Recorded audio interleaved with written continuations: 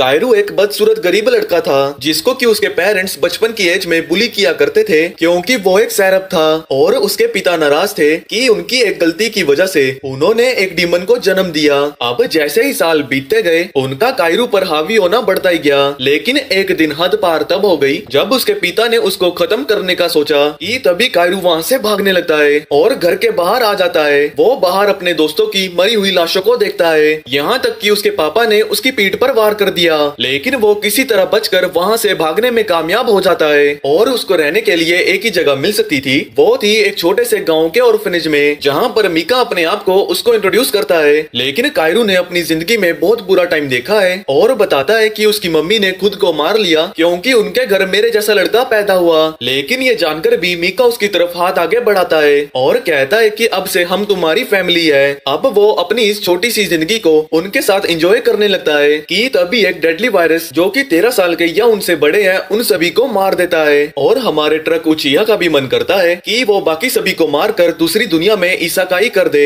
लेकिन ये प्लेन सेनपाई तो कुछ धमाकेदारी करना चाहते थे कि तभी एक वैम्पायर का ग्रुप सिटी में घुसने लगता है। कायरू और उसकी नई फैमिली एक गली के रास्ते से जाने लगती है और किसी तरह अपने ऑर्फनेज में वापस पहुंच जाते हैं और देखते हैं कि उनकी केयर टेकर पहले ही वहाँ पर मरी पड़ी है। लेकिन तभी चारों तरफ से वैम्पायर उनको घेर लेते हैं और ये वोल्डेमॉर्ट उन सभी को ट्रक में भरकर उनकी जिंदगियों को हेल बनाने के लिए ले जाने लगता है। वो उनके ऊपर पिछले 4 सालों से एक्सपेरिमेंट करते हैं और उनका खून निकाल कर उस सैंपल को इकट्ठा करने लगते हैं। लेकिन कायरू यहाँ इस नर्क से भरी जिंदगी में किसी का खाना नहीं बनना चाहता है और जैसे ही वो ये सब बातें चिल्ला रहा होता है वो देखता है कि वैम्पायर्स 2 बच्चों के हाथों पर चढ़ जाते हैं। तो वो गुस्से में उनकी तरफ भागकर उनको उनसे माफी मांगने को कहता है, पर वैम्पायर उसको उठा लेता है। यहाँ तक कि मीका उसकी गलती के बदले माफी भी मांगता है, लेकिन वो वैम्पायर गुस्से में उसको बिल्डिंग से नीचे फेंकने की धमकी देने लगता है और जैसे ही उसका दिल बाहर निकालने वाला होता है कि तभी वहाँ पर लॉर्ड फेरिड सीढ़ियों से नीचे आ जाते हैं। तो उनका सिपाही कायरू को नीचे फेंक देता है। मीका शुरुआत से ही फेरिड का पसंदीदा बच्चा था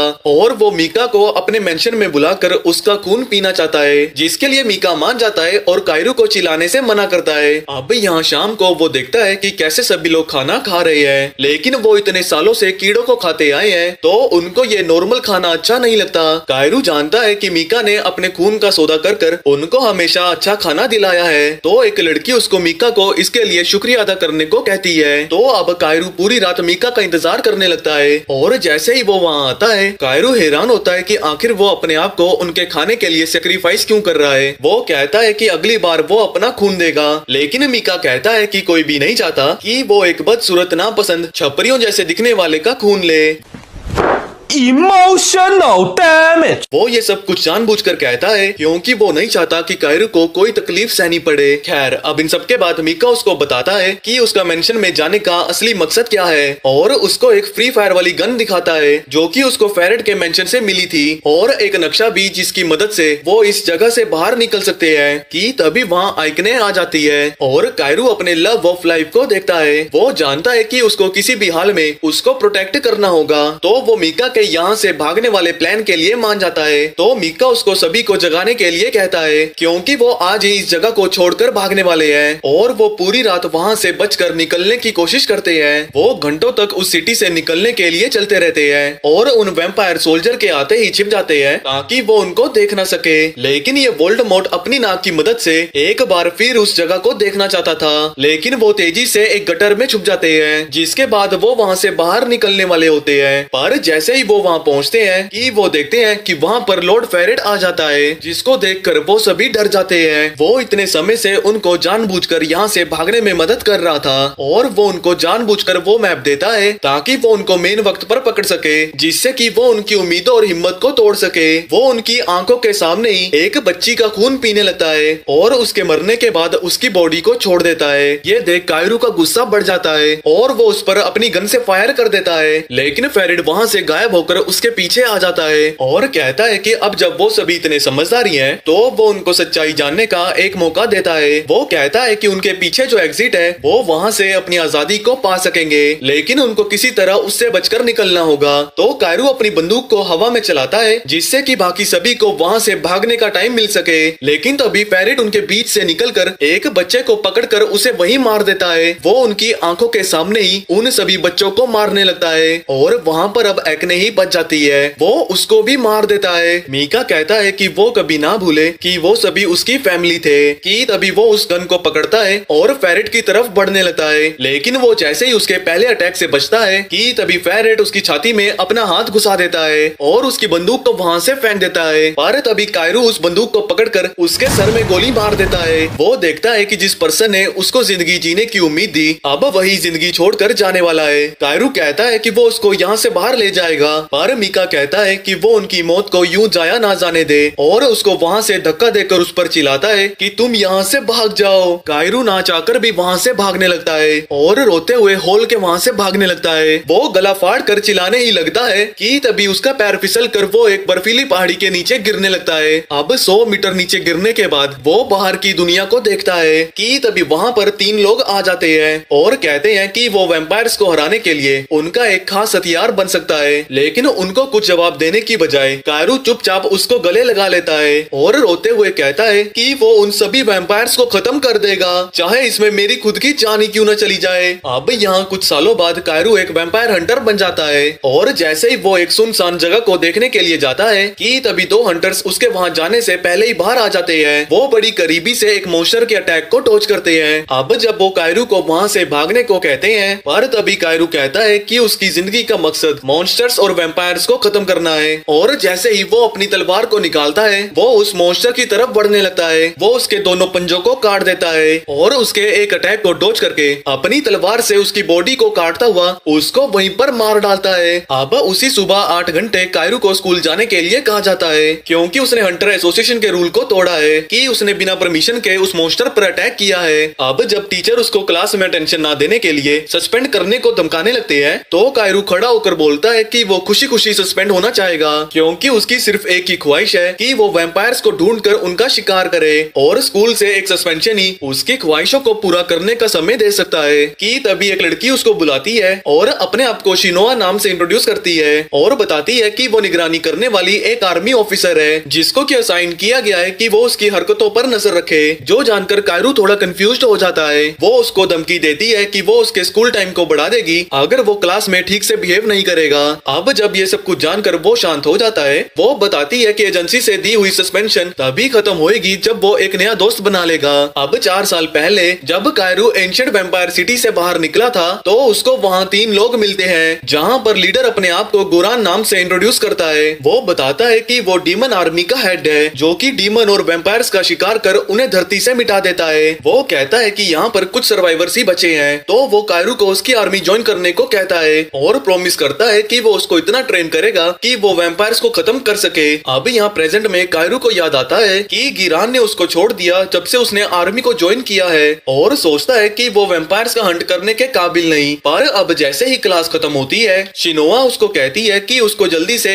एक नया दोस्त बना लेना चाहिए ताकि उसकी सस्पेंशन कैंसिल हो जाए। पर वो उसको वहाँ से चले जाने को कहता है, लेकिन जब वो फिर भी उससे समझाने लगती है तो कायरू उसको पकड़ लेता है और कहता है कि वो उसके बदले गुरान को समझाए ताकि वो भी वैम्पायर को मारने वाली यूनिट का हिस्सा बन जाए। लेकिन वो उसको गुरान का दिया हुआ एक नोट दिखाती है जिसमें लिखा होता है कि वो यूनिट का हिस्सा तभी बन पाएगा जब वो यहाँ पर एक नया दोस्त बना लेगा। इन बातों से गुस्सा होकर वो वहाँ से जाने लगता है। अब यहाँ लॉकर रूम में कायरू वहाँ से जाने लगता है। वो एक लड़के योइची को देखता है जिसको कि ये छपरी लड़का यामानाका बुली कर रहा होता है। तो कायरू उसको बचाने के लिए उनसे भिड़ जाता है और कहता है कि वो सभी चूजे यहाँ से चले जाएं। पर तभी शिनोआ कहती है कि उन पर हमला करना तुम्हारे सस्पेंशन को और भी बढ़ा सकता है। तो वो इस मौके का फायदा उठाकर उसको गिरा देते हैं। अब जब दोपहर में वो स्कूल से लौट रहे थे तो कायरू योची से पूछता है कि आखिर वो उसे मार क्यों रहे थे। तो ये बेवकूफ लड़का कहता है कि वो यामानाका से डीमन आर्मी में सिलेक्ट होने की गुजारिश कर रहा था क्योंकि वो अपने एंट्रेंस एग्जाम में फेल हो गया है। लेकिन योची बताता है कि वो वैम्पायर से अपनी बहन की मौत का बदला लेना चाहता है जिसको कि उसकी आंखों के सामने ही मार दिया था। लेकिन इसकी बातें सुनने के बावजूद भी कायरू को लगता है कि यह अभी भी एक यूजलेस लूजर है। पर जैसे ही वो वहाँ से जाने लगता है कि तभी एक बहुत बड़ा धमाका पास की बिल्डिंग में होता है और सिस्टम सारे स्टूडेंट्स को इन्फॉर्म कर देता है कि एक वैम्पायर उनकी फैसिलिटी से बाहर निकल गया है। कायरू समझ आता है कि यही उसका मौका है। कायरू योची और शिनोआ को कहता है कि वो इस वैम्पायर को खत्म कर देगा और वहाँ से जाने लगता है। वो अपने आप को भीड़ भड़ाके से निकालता हुआ जल्दी से बिल्डिंग के अंदर पहुँच जाता है और अपने लॉकर से अपने हथियारों को निकाल लेता है। अब यहाँ क्लासरूम में वो देखता है कि एक वैम्पायर एक लड़की की जिंदगी को खत्म करने वाली थी और देखता है कि यामानाका ने अपने अपनी पैंट में मूत दिया है। अब खत्म करने के इरादे से वो अपनी तलवार को बाहर निकालता है और उस वैम्पायर की ओर बढ़ने लगता है, लेकिन वो उसके हमले से बच जाती है और हवा में घूमती हुई उसकी ओर बढ़ने लगती है, लेकिन वो उससे बच जाता है। पर तभी वो उसको एक लात मारकर साइड में पटक देती है, पर कायरू उसके मुक्के से बचकर वहाँ पर फुदकने लगता है। वो उसके एक और हमले से बच जाती है, लेकिन तभी अचानक से कायरू उसके हाथ को काट देता है, लेकिन वो अपने हाथ को तेजी से उठा लेती है और कायरू रियलाइज करता है कि लड़की अभी भी जिंदा है। कायरू यामानाका को उसको एक सेफ जगह पर ले जाने को कहता है, लेकिन इसकी इतनी फटी पड़ी थी कि उसकी टांगे मूव नहीं कर पाती है, जिसके बाद वैम्पायर अपने बाजू को वापस से जोड़ लेती है और एक लोहे को निकालकर उन सभी के शरीर में से टोमेटो सॉस निकाल देना चाहती है, जिसके बाद वो उस पर वापस से अटैक करती है, लेकिन वो उसके हमले को अपनी स्किल से ब्लॉक कर लेता है। वो उछलकर पीछे हटती है और देखती है कि उसकी तलवार ने उसको छू लिया है। वो खुद को हील करके उसकी ओर बढ़ती है और उसका हमला बहुत करीबी से कायरू के मुंह से बचता है, लेकिन वो उसको तलवार से कहीं पर काट देता है, जिसके बाद वो पीछे हटती है और कायरू अपनी बंदूक से उसके ऊपर गोलियां मारने लगता है, लेकिन वो उससे बच जाती है और अपने आप को वापस से हील कर लेती है। वो कहती है कि वो उसको भी खत्म कर देगी, पर एक बार वो इस लड़की की सारे खून को पी ले, पर वो ऐसा कर पाती योइची उसको धक्का देकर जमीन पर गिरा देता है और जैसे ही वो उसे मारने ही वाली थी कि तभी कायरू आकर उसके हमले को रोक देता है कि तभी वो उसकी गर्दन को पकड़कर उसे पीछे ढकेलने लगती है, जिसके बाद वो दोनों खिड़की को तोड़ते हुए पेड़ की टहनियों पर गिरने लगते हैं। पर जब वो देखती है कि उसने अपनी तलवार उसके सीने में घुसा दी है, वो उसको बोलती है कि वो एक इमोर्टल है और वो मारी नहीं जा सकती है, लेकिन तभी गुरन अपनी स्पेशल तलवार उसके सीने में घुसा देता है और वो उनकी आंखों के सामने ही राख हो जाती है। कायरू ये देखकर हैरान होता है और गुरान उसको बताता है कि वो वैम्पायर्स को एक स्पेशल डीमन वेपन से ही हरा सकते हैं या फिर एक पावरफुल स्पेल से, और उसका उसके आने से पहले स्टूडेंट्स को प्रोटेक्ट करने का शुक्रिया अदा करता है। पर कायरू तो सिर्फ उसकी टीम को ज्वाइन करने में इंटरेस्टेड था, तो वो उसको एक मौका देने को कहता है, पर गुरन कहता है कि रूल्स किसी के लिए चेंज नहीं होंगे और उसको तभी एक्सेप्ट किया जाएगा जब वो कुछ नए दोस्त बना लेगा। कि तभी यहाँ पर योइची आता है और उसको जिंदा देखकर इमोशनल हो जाता है, पर उसका पैर मुड़ते ही वो कायरू के ऊपर गिरकर उसको गलती से बेहोश कर देता है। शिनोआ गुरन को बताती है कि योइची कायरू का नया दोस्त है और अब उसको अपनी टीम को ज्वाइन करने के प्रॉमिस को पूरा करना होगा। तो अब उसी दिन हॉस्पिटल में शिनोआ कायरू को बताती है कि उसको मून डीमन आर्मी में एक्सेप्ट कर लिया है क्योंकि उसने सारे रिक्वायरमेंट्स को पूरा कर लिया है, और कहती है कि योइची भी उसको ज्वाइन करेगा उसका साथी बनकर। अब कुछ दिनों बाद वो लड़की जिसको कायरू ने उस वैम्पायर से बचाया था वो उसको शुक्रिया अदा करने आती है और उसको एक लेटर देती है, पर इससे पहले कि वो उसको खोल पाता वो देखता है कि वो लड़की वहाँ से चली जाती है। पर जैसे ही वहाँ शिनोआ आती है वो उस लेटर को उससे छुपा लेता है। शिनोआ सोचती है कि क्या ये वर्जिन है और उससे पूछती है कि क्या उसे गुलगुलू करना आता है,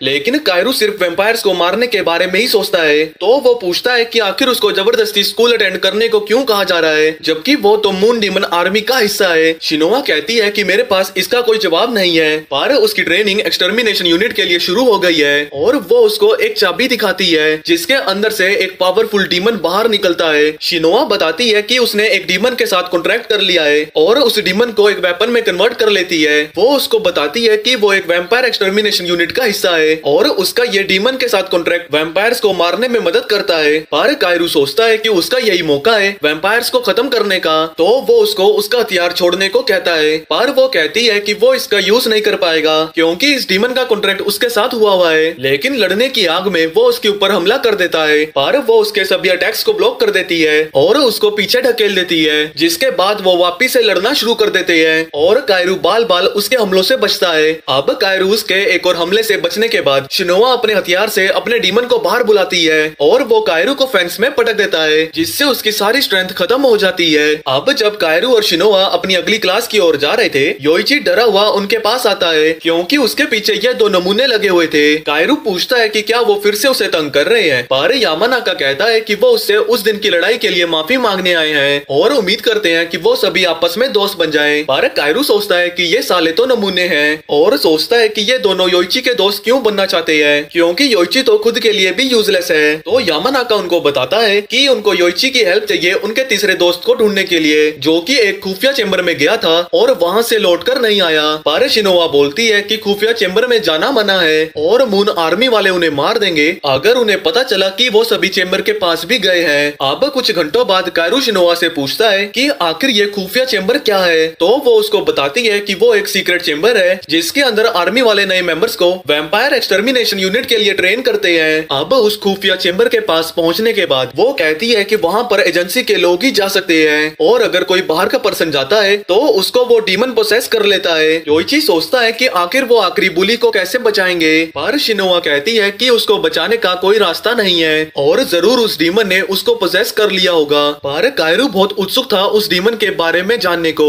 और वो बोलता है कि वो उस डीमन की पावर को हासिल करना चाहता है जिससे कि वो उन वैम्पायर से बदला ले सके। अब वो ये सब कुछ कहकर सीढ़ियों से नीचे उतरता हुआ वहाँ से कूद जाता है और अपनी तलवार के साथ आगे बढ़ने लगता है, लेकिन वो लड़का उसके हमले को रोक लेता है और उसको पीछे ढकेल देता है। कायरू भी उसके हमले से बाल बाल बचता है। अब कायरू जैसे ही उस पर वापस हमला करने जा रहा था, लेकिन शिनोआ उसे अपनी डीमन पावर से कवर कर लेती है। वो बोलती है कि उस कुल्हाड़ी में डीमन रहता है और उसको टच करते ही वो उसके माइंड पर कंट्रोल कर लेगा। पर ये सब कुछ जानकर भी कायरू उससे लड़ना चाहता था, लेकिन शिनोआ कहती है कि उसका दिल कमजोर है और डीमन उसकी इस कमजोरी का फायदा उठाकर उसको काबू कर लेगा। कायरू कहता है कि वो एक जिद्दी लड़का है और वो किसी भी चैलेंज से पीछे नहीं हटेगा। जिसके बाद वो अपनी तलवार को फेंक कर उस पोसेस लड़के की ओर बढ़ने लगता है, लेकिन जैसे ही वो अपनी कुल्हाड़ी से हमला करता है कायरू उसको डॉज कर लेता है और उसको पकड़ने से पहले उसको एक लात मारता है। पर तभी उसे रियलाइज होता है कि वो अपने बचपन में पहुंच गया है जहाँ उसके दोस्त उसको खाना खाने के लिए बुलाते हैं। वो सोचता है कि आखिर यहाँ चल क्या रहा है। मीका कहता है कि उसने वैम्पायर्स को खत्म करना तब से शुरू किया जब से उसने कसम खाई कि वो उनसे अपना बदला लेकर रहेगा।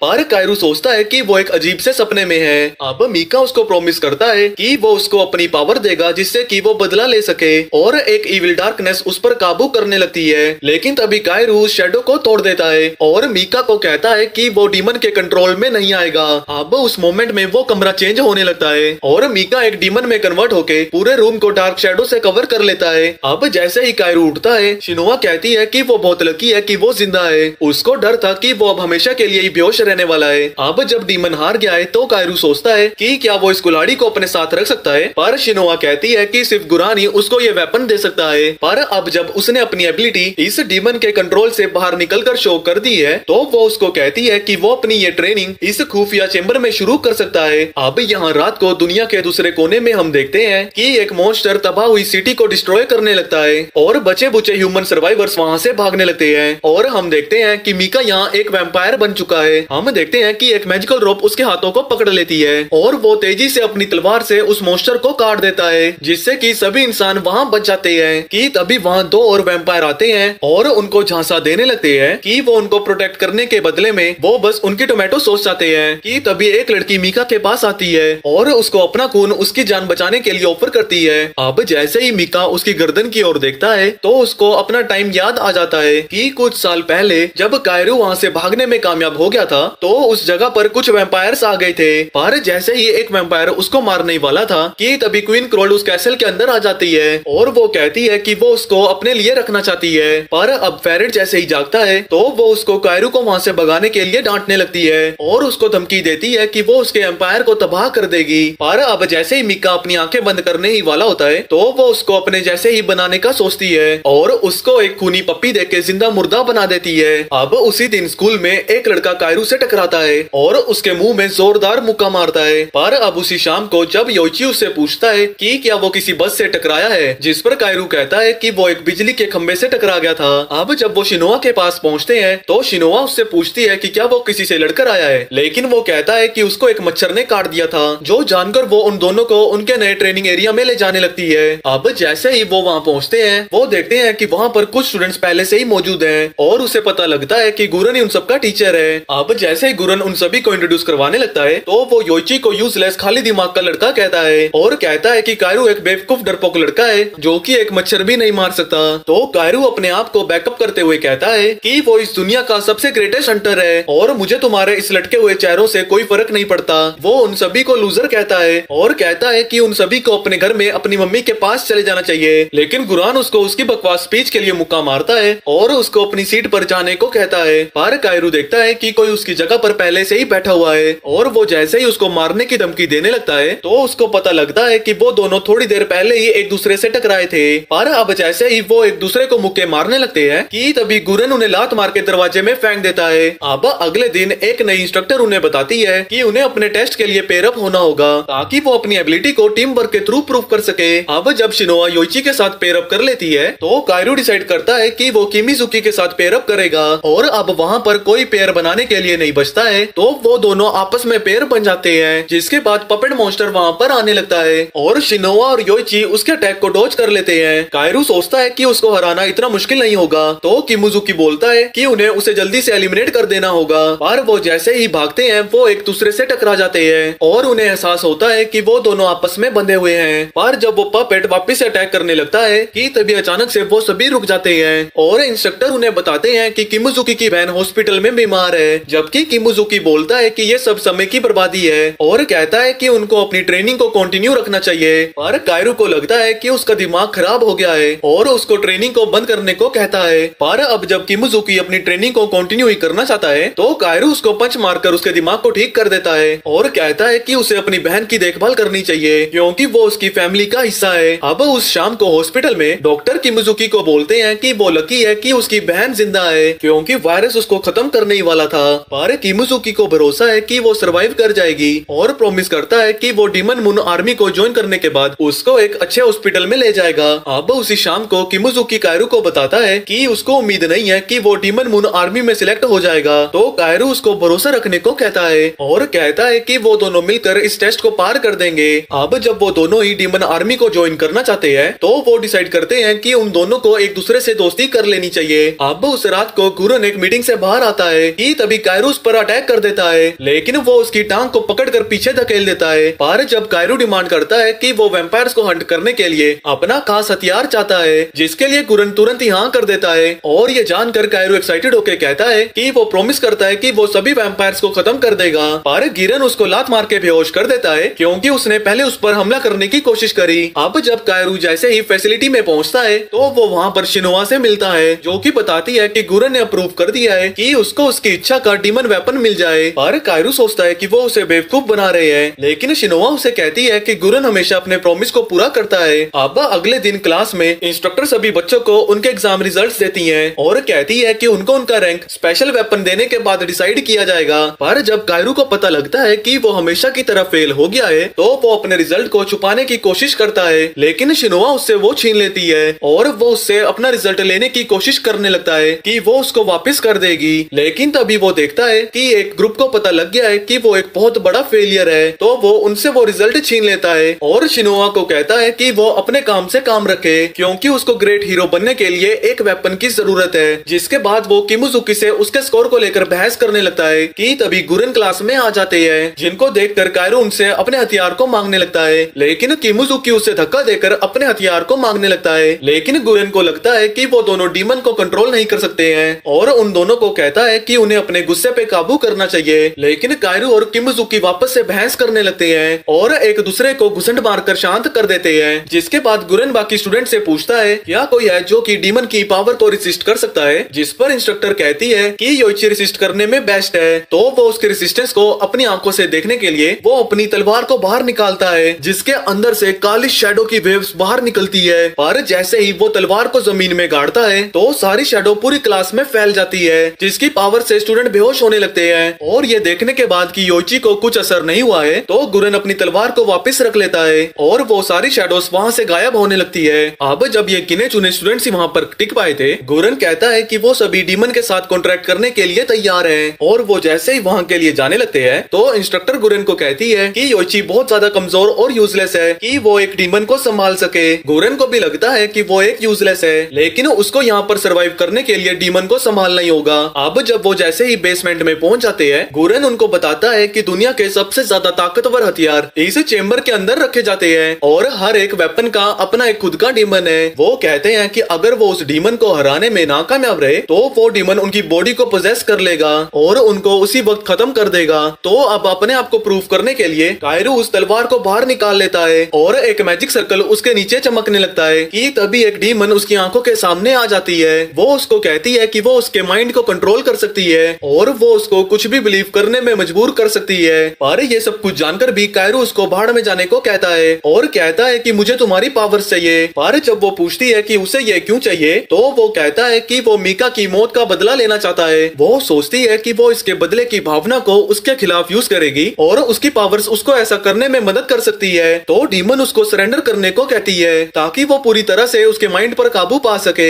और वो जैसे ही वहाँ से गायब होती है उसके दोस्त उसको घेर लेते हैं और उसको उनकी मौत का गुनहगार ठहराने लगते हैं। वो उसको कहते हैं कि उसको अपने आप को डीमन को सरेंडर कर देना चाहिए और वो प्रॉमिस करते हैं कि वो उसको दुनिया की सारी पावर्स दे देंगे। लेकिन कायरू उनकी इस बकवासी बातों को मानने से मना कर देता है और कहता है कि मुझे तुम्हारी पावर चाहिए ताकि वो अपने दोस्तों को प्रोटेक्ट कर सके। कि तभी एकदम से वापस से वो स्पिरिट्स की दुनिया में आ जाता है और डीमन भी वहाँ पर मौजूद होता है। वो कहती है कि वो उसको पसंद करती है और वो खुशी खुशी अपनी पावर्स को उसको सौंप देगी अगर वो पूरे जज्बे के साथ उन वैम्पायर्स को खत्म कर देगा। पर वो कहती है कि वो उसकी बॉडी पर कंट्रोल कर लेगी अगर वो वैम्पायर को मारने से हिचकिचाने लगा। कायरू सोचता है कि उसको बस यही तो चाहिए था, तो वो उस कॉन्ट्रैक्ट के लिए मान जाता है। जिसके बाद वो अपने आप को सियामारू से इंट्रोड्यूस करती है और कहती है कि वो उसका नाम ले जब भी उसको उसकी पावर्स की जरूरत है। जिसके बाद कायरू रियल वर्ल्ड में जाग जाता है और वो बताने वाला होता है कि कैसे उसने डीमन को हरा दिया। कि तभी वो देखता है कि किमिजुकी ने उससे पहले ही अपने डीमन को हरा दिया है जबकि योची अभी भी बेहोश पड़ा हुआ है। यहाँ उसके सपने के अंदर उस डीमन ने उसकी छोटी बहन का रूप ले लिया होता है और वो कहती है कि वो बहुत ही कमजोर और यूजलेस है कि वो उसकी पावर्स को कंट्रोल कर सके। लेकिन जब योची कहता है कि वो उसकी मौत का बदला लेना चाहता है तो वो कहती है कि वो बेवकूफ है जिसको लगता है कि वो ऐसा कर सकता है और वो कभी भी अपनी पावर को उसको नहीं देगी। और जब वो ये सब कुछ कह ही रही होती है कि तभी वो अपने हाथ को उसके दिल के पार कर देती है और वादा करती है कि वो उसके लिए उसका ये बदला लेगी। कि तभी योची जाग जाता है और एक हवा का झोंका उस स्टैचू को चीर देता है। गुरन किमिजुकी और कायरू को कहता है कि योची उस डीमन को कंट्रोल करने में नाकामयाब हो गया है जिसकी वजह से उस डीमन ने उसकी बॉडी पर कब्जा कर लिया है, तो उन्हें अब उसको खत्म करना होगा।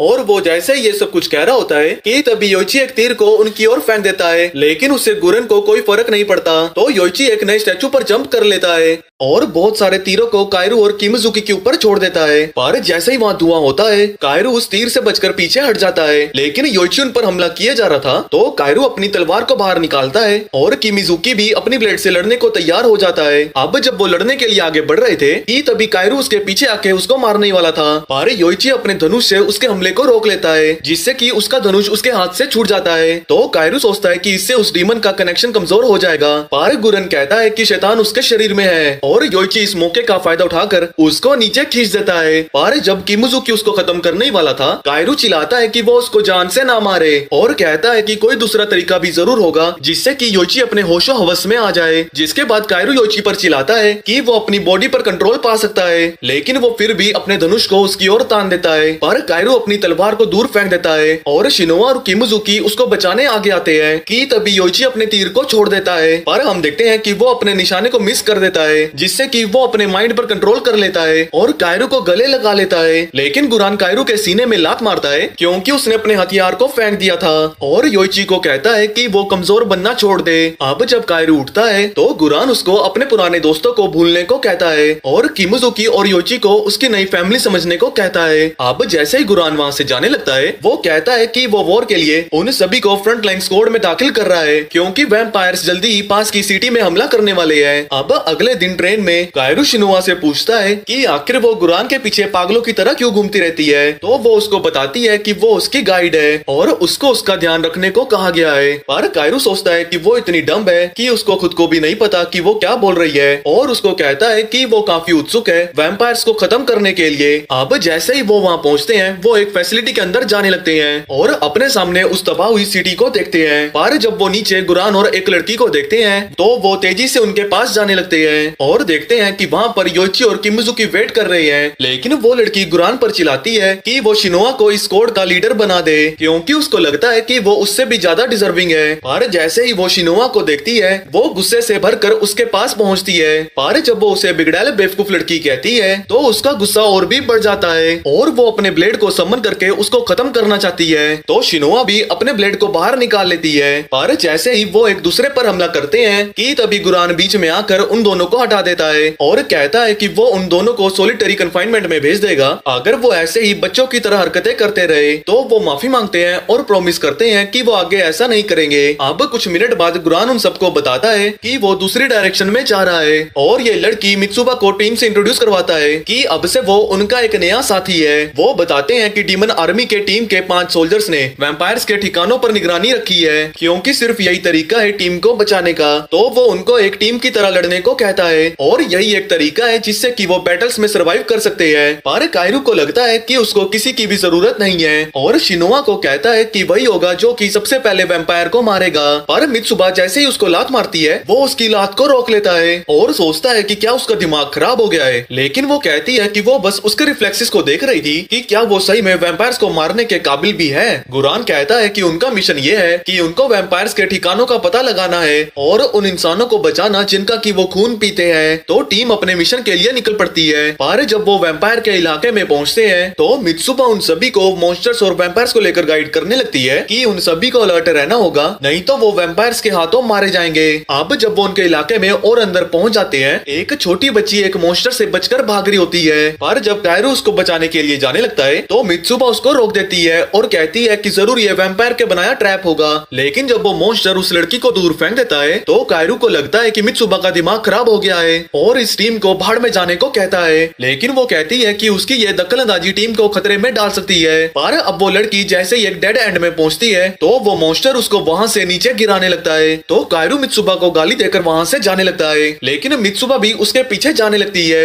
इस उम्मीद में कि वो उसको रोक लेगी। अब जब वो मॉन्स्टर उस बच्ची को एक कोने में कर देता है कि तभी बस वहां से गायब हो जाती है और वो उसको मारने वाला होता है। लेकिन कायरू उसके क्लो को काटता हुआ उसके दूसरे हमले को रोक लेता है और जैसे ही उस लड़की को वहां से भागने को कहता है कि तभी मित्सुबा आगे बढ़कर उस मॉन्स्टर के हाथों को काट देती है। लेकिन तभी उनकी आंखों के सामने 3 वैम्पायर्स उनकी ओर बढ़ने लगते हैं। तो मित्सुबा कायरू को बताती है कि वैम्पायर्स आर्मी पर अटैक करने से पहले इंसानों को चारे की तरह यूज करते हैं और उसको उनसे दूर रहने को कहती है कि तभी पलक झपकते ही एक वैम्पायर कायरू पर हमला कर देता है और दूसरा वैम्पायर भी उस पर हमला कर देता है। लेकिन वो किसी तरह उनके हमले को संभाल लेता है, लेकिन उसके माथे पर एक कट लग जाता है। तो अब जब वो वापस से उस पर हमला करने लगते हैं तो कायरू असुरामारू को सम्मन करता है और अपनी तलवार से ब्लैक फ्लेम्स को निकालता है। पर पता नहीं क्यों उसके शरीर में अजीब से निशान आने लगते हैं और जब मॉन्स्टर उसकी ओर बढ़ने लगता है, लेकिन तभी किमुजुकी उस पर हमला करके उसको काट देता है और योइची भी अपने तीरों से उसकी पूंछ को काट देता है और मित्सुबा कूद कर अपने ब्लेड से एक ही बारी में उसको खत्म कर देती है। पर जब वैम्पायर्स को पता लगता है कि वो सभी एक्सटर्मिनेशन यूनिट से हैं, तो वो बैकअप को बुलाने का सोचते हैं। लेकिन तभी कायरू उन पर हमला करके उनको वहां से भागने से रोक लेता है। पर तभी शिनोआ कहती है कि उन सभी को वहां से वापस निकलना होगा क्योंकि वो उनके एरिया में काफी अंदर पहुंच चुके हैं, जिसके लिए वो मान जाता है और वैम्पायर्स भी वहां से चले जाते हैं। अब जब वो फैसिलिटी में पहुंचते हैं तो मित्सुबा कायरू के ऊपर चिल्लाने लगती है कि उसकी एक गलती की वजह से सभी टीम मेंबर्स की जान खतरे में आ गई थी, जिस पर कायरू उसको टीम को छोड़ने के लिए माफी मांगने लगता है। लेकिन उसे कोई पछतावा नहीं क्योंकि उसने एक बच्ची को बचाया है। कि तभी बच्ची वहां आकर उसकी जान बचाने के लिए उसका शुक्रिया अदा करने लगती है। तो मित्सुबा उसको कहती है कि उसको डरने की कोई जरूरत नहीं है और हम सभी लोग उसकी सुरक्षा करेंगे।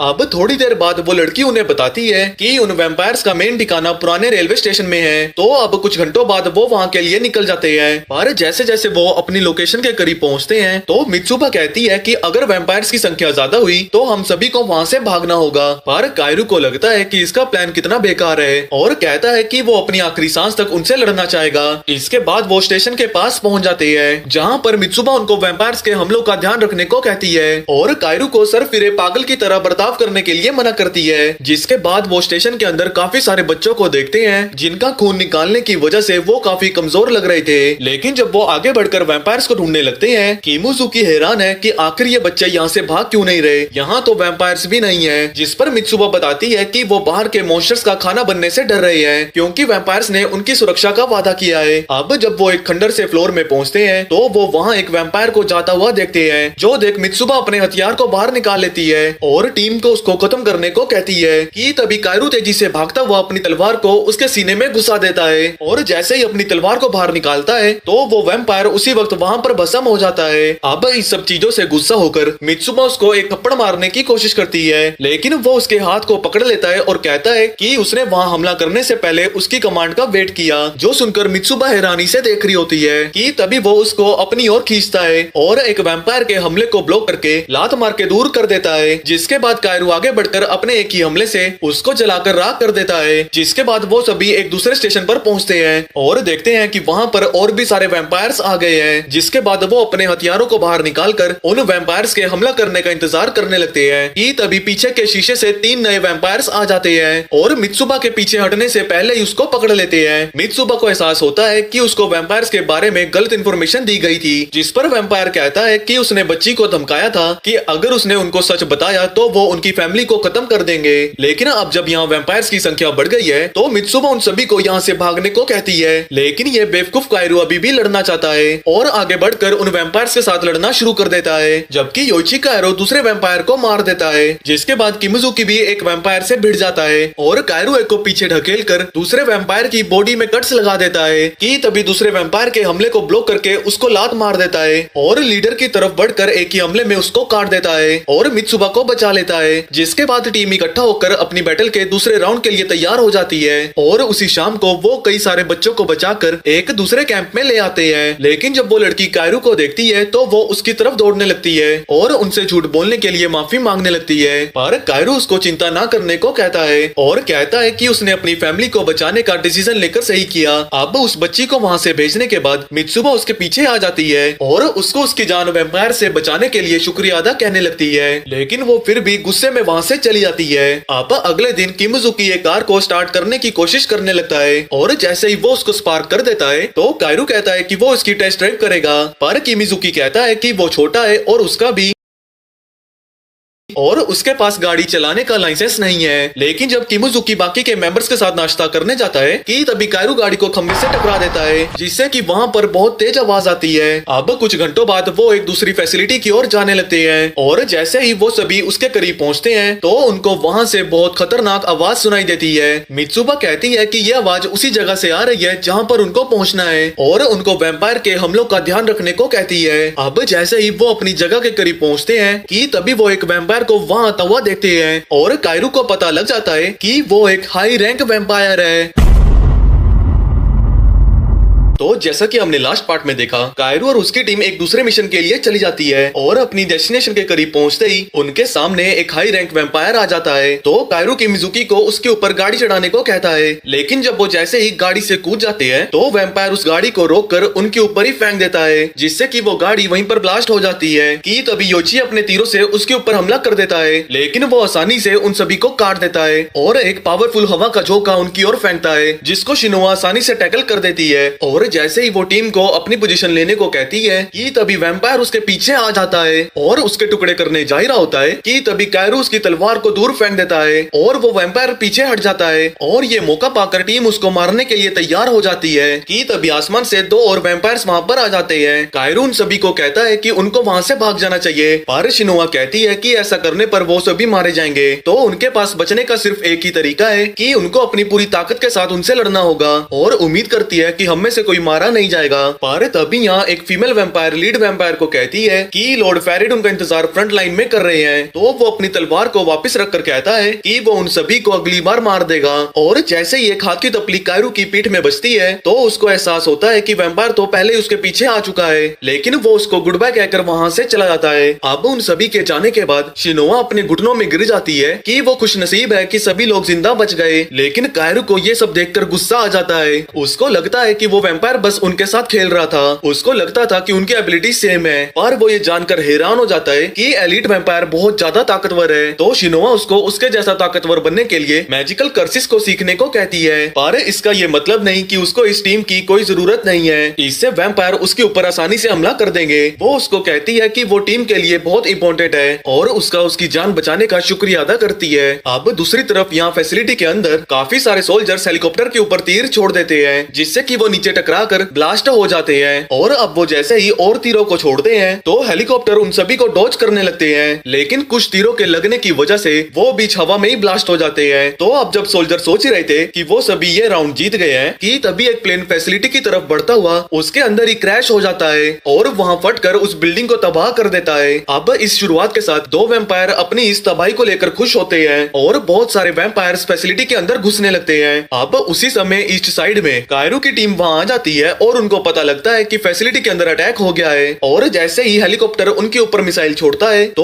वो सभी नीचे कूदकर दीवार के पीछे छुप जाते हैं और जब दूसरा हेलीकॉप्टर उनके ऊपर गोलियां चलाने लगता है तो वो सभी वहां से भागकर एक दूसरी दीवार के पीछे छुप जाते हैं। उसके बाद बहुत सारे वैम्पायर्स उस हेलीकॉप्टर से नीचे आने लगते हैं, जो देखकर सोल्जर्स उनके ऊपर हमला कर देते हैं और इसमें टीम भी उनका साथ देने लगती है। मित्सुबा अपनी ब्लेड की मदद से दो वैम्पायर्स को काट देती है। यहाँ कायरू भी इटाची की तरह उन सभी को काट रहा होता है, लेकिन जब एक हेलीकॉप्टर मित्सुबा के ऊपर फायर करने लगता है तो वो उसको ब्लॉक कर योइची को उसको डिस्ट्रॉय करने को कहती है। लेकिन जैसे ही वो उस पर तीर छोड़ने वाला था कि तभी एक वैम्पायर उसके ऊपर कूद जाता है, पर शिनोआ आसानी से उन दोनों को काट देती है। तो योइची अपना तीर छोड़ के उस हेलीकॉप्टर को तबाह कर देता है। इसके बाद कायरू और किमिजुकी आगे बढ़कर काफी सारे वैम्पायर्स को मौत की नींद सुला देते हैं। अब जैसे ये बैटल खत्म होती है कि तभी वहाँ एक सोल्जर आता है और उनको उनकी मदद के लिए शुक्रिया अदा करता है। अब इसके बाद वो कैंप की तरफ जा रहे थे तो वो बताता है कि वेस्ट साइड की फैसिलिटी पर कब्जा कर लिया है और उन सभी को बाकी फोर्सेस को ज्वाइन कर वैम्पायर्स को मारने के लिए कहता है। अब यहाँ दूसरी तरफ ईस्ट साइड में गुरान देखता है कि वैम्पायर्स ने घायल सिपाहियों का खून चूस लिया है और मीका और लॉर्ड फेरिड को इकट्ठे देखता है। पर तभी एक लड़की उसके पीछे आती है और उसको वॉर को ज्वाइन करने को कहती है कि तभी एक वैम्पायर उसकी तरफ बढ़ने लगता है, लेकिन एक लड़की उसको मुक्का मार कर राख में बदल देती है। इस लड़की का नाम माइडो है जो कि डीमन आर्मी की हाई रैंक मेंबर है। जिसके बाद बाकी मेंबर्स भी वहाँ पर आ जाते हैं और गुरान कहता है कि वो लॉर्ड फेरिड को फैसिलिटी के अंदर घुसने से पहले ही मार दे।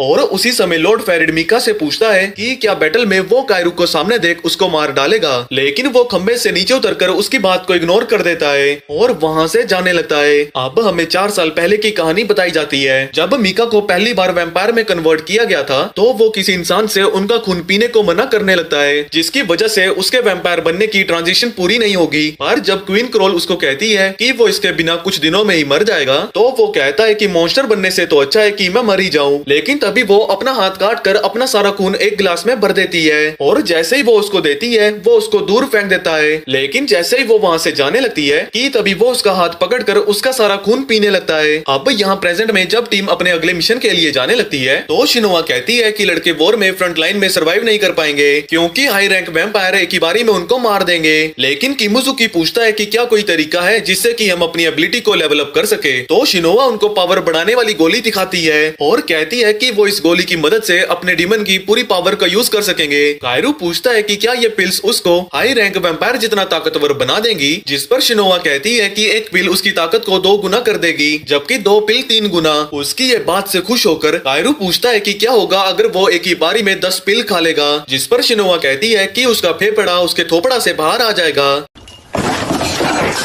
और कहती है कि 2 पिल खाने की वजह से उनकी बॉडी में बिजली के झटके लगने लगेंगे। कि तभी मित्सुबा उन्हें बताती है कि ये पिल सिर्फ 15 मिनट के लिए ही काम करेंगी और जैसे ही उसका इफेक्ट खत्म हो गया तो वो वैम्पायर्स का खाना बन जाएंगे। अब शिनोआ उन्हें पिल्स दे देती है और कायरू पूछता है कि आखिर उसने उनको पहले पिल्स क्यों नहीं दी जब वो एक हाई रैंक वैम्पायर से लड़ रहे थे, जिस पर शिनोआ कहती है कि अगर वो वहाँ पर पिल दे देती तो वो सभी लोग उस वैम्पायर के हाथों मारे जाते क्योंकि पिल्स 10 सेकंड बाद काम करना शुरू करती है। कि तभी अचानक से एक मिसाइल जमीन में फटती है जिससे ट्रक का बैलेंस बिगड़ कर नीचे गिर जाता है और टीम बाहर आ जाती है। अब जैसे ही हेलीकॉप्टर मुड़ने लगता है तो सभी उसकी गोलियों से बचकर भागने लगते हैं और जब हेलीकॉप्टर वापस से मुड़ने लगता है कायरू नोटिस करता है कि ट्रक ड्राइवर बेहोश पड़ा है तो वो जल्दी से उसको बाहर निकालने लगता है, जिस पर शिनोआ भी उसकी मदद करती है। लेकिन जब वो हेलीकॉप्टर और गोलियां बरसाने लगता है कि तभी मित्सुबा और किमिजुकी अपने हथियार से उसके हमले को ब्लॉक कर देते हैं। पर जैसे योइची अपने तीर को उसकी ओर छोड़ता है तो हेलीकॉप्टर भी फटने से पहले एक मिसाइल को उसकी ओर छोड़ देता है। लेकिन जैसे ही वो मिसाइल ट्रक पर फटती है तो उसके धमाके से जमीन फटकर सभी मेंबर्स को नीचे गिराने लगती है और जब कायरू और शिनोआ उठकर अपने आसपास देखने लगते हैं तो वो देखते हैं कि वो एक खंडर रेल पटरी पर गिर चुके हैं। शिनोआ कायरू को बताती है कि यहाँ पास में ही एक आर्मी बेस है जहाँ पर वो इस सिपाही को लेकर इसकी ट्रीटमेंट कर सकते हैं। लेकिन जब उन्हें पता लगता है कि उनके बाकी के टीम के लोग इस पत्थर के दूसरी ओर हैं, तो कायरू उन सभी को डिफेंस लाइन की ओर जाने को कहता है और कायरू उस सिपाही को अपनी पीठ में उठाकर उस टनल के अंदर जाने लगता है। और यहाँ ईस्ट साइड में गुरान और मीका एक दूसरे से मिलते हैं और गुरान उससे लड़ने के लिए तैयार है। कि तभी लॉर्ड फेरिड मीका के पीछे अपनी पूरी आर्मी के साथ आ जाते हैं तो गिरान भी अपनी खुद की आर्मी को समन कर लेता है और अपनी तलवार की पावर को बाहर निकालने लगता है। अब उसी समय कायरू और शिनोआ आर्मी बेस में पहुंच जाते हैं जहाँ पर वो उस सिपाही को ट्रीटमेंट देने लगते हैं। अब इसके बाद वो वहाँ से जाने लगते हैं तो शिनोआ कायरू को बताती है कि गुरान उन सभी का ईस्ट साइड में वेट कर रहे हैं ताकि वो उन वैम्पायर की फौज के साथ लड़ सके। तो वो कहती है कि उन्हें बाकी मेंबर्स के साथ जुड़कर ईस्ट साइड की ओर जाना चाहिए। कि तभी वो देखते हैं कि एक सोल्जर अपने सुपीरियर को बताता है कि वैम्पायर्स ने पास के एरिया को डिस्ट्रॉय कर दिया है और वो बड़ी मुश्किल से डिफेंस लाइन से बचकर आए हैं। और जब कायरू को पता लगता है कि उसके दोस्त ही उस जगह में वैम्पायर से लड़ रहे हैं तो वो सुपीरियर को कहता है कि वो वहाँ पर सब कुछ संभाल लेगा।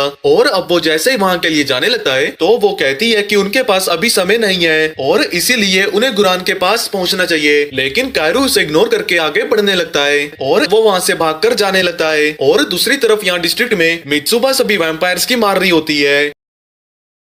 और योइची अपने तीरों से वैम्पायर पर हमला कर रहा होता है, पर जैसे ही एक पीछे से उस पर हमला करता है तो योइची वहाँ से पीछे हट जाता है कि तभी किमिजुकी उसके हमले को रोककर उसके दिल को चीर देता है। और अब ये जानने के बाद कि वो सभी कॉर्नर हो गए हैं तो वो वैम्पायर के हमला करने का इंतजार करने लगते हैं, पर जैसे ही किमिजुकी एक से लड़ने लगता है कि तभी दूसरा मौका पाकर उसको जान से मारने वाला होता है, पर तभी कायरू उसके हमले को रोक देता है और शिनोआ एक की बारी में उसको काट देती है। अब उधर सभी वैम्पायर्स को निपटाने के बाद कायरू पूछता है कि बाकी की वैम्पायर आर्मी कहाँ छुपी है, जिस पर किमिजुकी कहता है कि उन्होंने उन सभी को मार दिया है। पर वो कायरू से पूछता है कि आखिर वो डिफेंस लाइन की बजाय डिस्ट्रिक्ट में क्या कर रही है, जिस पर कायरू कहता है कि वो उनको यहाँ पर रेस्क्यू करने आया है। दूसरी तरफ यहाँ ईस्ट साइड में गुरान अपने एक ही स्लैश से वैम्पायर्स को खत्म करने लगता है, जिसके बाद दोनों ही ग्रुप्स आपस में लड़ने के लिए आगे बढ़ने लगते हैं। पर जैसे ही एक वैम्पायर गुरान की ओर बढ़ता है वो उसके हमले को ब्लॉक करके यूरी के पास चला जाता है और उसको एहसास होता है कि वो उनके खिलाफ जीत नहीं पाएंगे, तो वो उसको बोलती है कि उसको लॉर्ड फेरिड को मार देना चाहिए जिससे कि हमें थोड़ा एडवांटेज मिल सकता है। और सेम वक्त पर लॉर्ड फेरिड मीका को उसको एलिमिनेट करने को कहता है। तो अब गुरन उनकी तरफ आगे बढ़ रहा था तो मीका आगे बढ़ के अपनी तलवार की पावर को समन कर लेता है। अब जब बैटल बहुत ही खतरनाक मोड़ ले लेती है तो गुरन मीका की ओर कूद जाता है और एक दूसरे पर तलवारों के वार करके पीछे हट जाते हैं, पर पलक झपकते ही गुरान मीका के माथे पर पेपर बॉम्ब लगा देता है और उसके बोलते ही वो वहाँ पर फट जाता है। पर जैसे ही धुआं हटता है हम देखते हैं कि मीका पर कोई खरोंच नहीं आई होती, लेकिन डिमन आर्मी ने उसको अपनी जाल में फंसा लिया होता है और गुरान के कहते ही यूरी उन सभी तारों को खींच देती है इस उम्मीद में कि वो मीका को पकड़ लेंगे,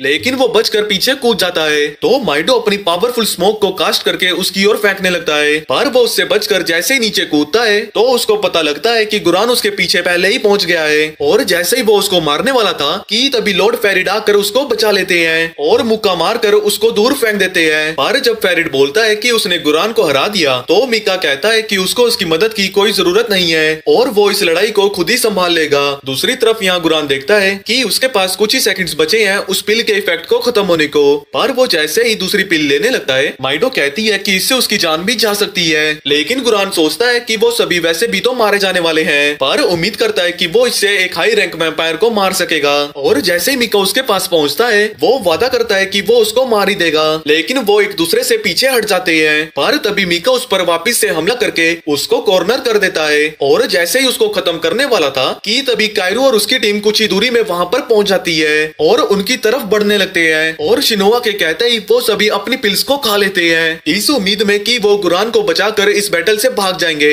लेकिन तभी मीका अपनी तलवार गुरान के सीने में घुसा देता है और कायरू तेजी से उसकी ओर बढ़ने लगता है। पर जब उसको पता लगता है कि ये कायरू है तो मीका वहां पर सुन पड़ जाता है और कायरू को उसके दिल पर वार करने देता है। पर जैसे ही वो एक दूसरे को देखकर हैरान होते हैं गुरान कायरू को अपनी तलवार के कर्स को एक्टिवेट करके मीका को खत्म करने को कहता है, लेकिन ये करने में कायरू हिचकिचाने लगता है। तो गुरान मीका को खत्म करने जाता ही है कि तभी मीका वहां से कूदकर पीछे हटने लगता है कि तभी गुरान गुस्से में उसके मुंह पर मुक्का मारता है और पूछता है कि आखिर उसने मीका को खत्म क्यों नहीं करा, लेकिन कायरू अभी भी शौक में था। पर जैसे गुरान जख्मी हालत में खांसता है तो कायरू उसकी मदद करता है, तो वो उसको पीछे धकेल कर उसको अपने सपने से बाहर आने को कहता है। और जैसे ही उसकी टीम वहां पर पहुंचती है तो मित्सुबा पूछती है कि आखिर वो वैम्पायर को मारने में हिचकिचा क्यों गया, तो वो उनको बताता है कि वो वैम्पायर उसका दोस्त मीका है जो कि उसको लगता था कि वो बहुत पहले ही मर चुका है। अब जैसे ही कायरू और मीका एक दूसरे की ओर बढ़ने लगते हैं कि तभी लॉर्ड फेरिड मीका को कहता है कि इंसानों ने कायरू को मैनिपुलेट कर दिया है, लेकिन कायरू को बचाने के लिए मीका कहता है कि वो कायरू को लेकर यहाँ से दूर चला जाएगा। पर जैसे ही फेरिड कायरू को वैम्पायर बनाने के लिए धमकाने लगता है तो मीका गुस्सा होकर उसकी गर्दन को पकड़ लेता है और कहता है कि अगर उसने ऐसा किया तो वो उसको ही मार डालेगा, जिस पर फेरिड मान जाता है और कहता है कि वो कायरू की बजाय उसकी टीम को निपटा देगा।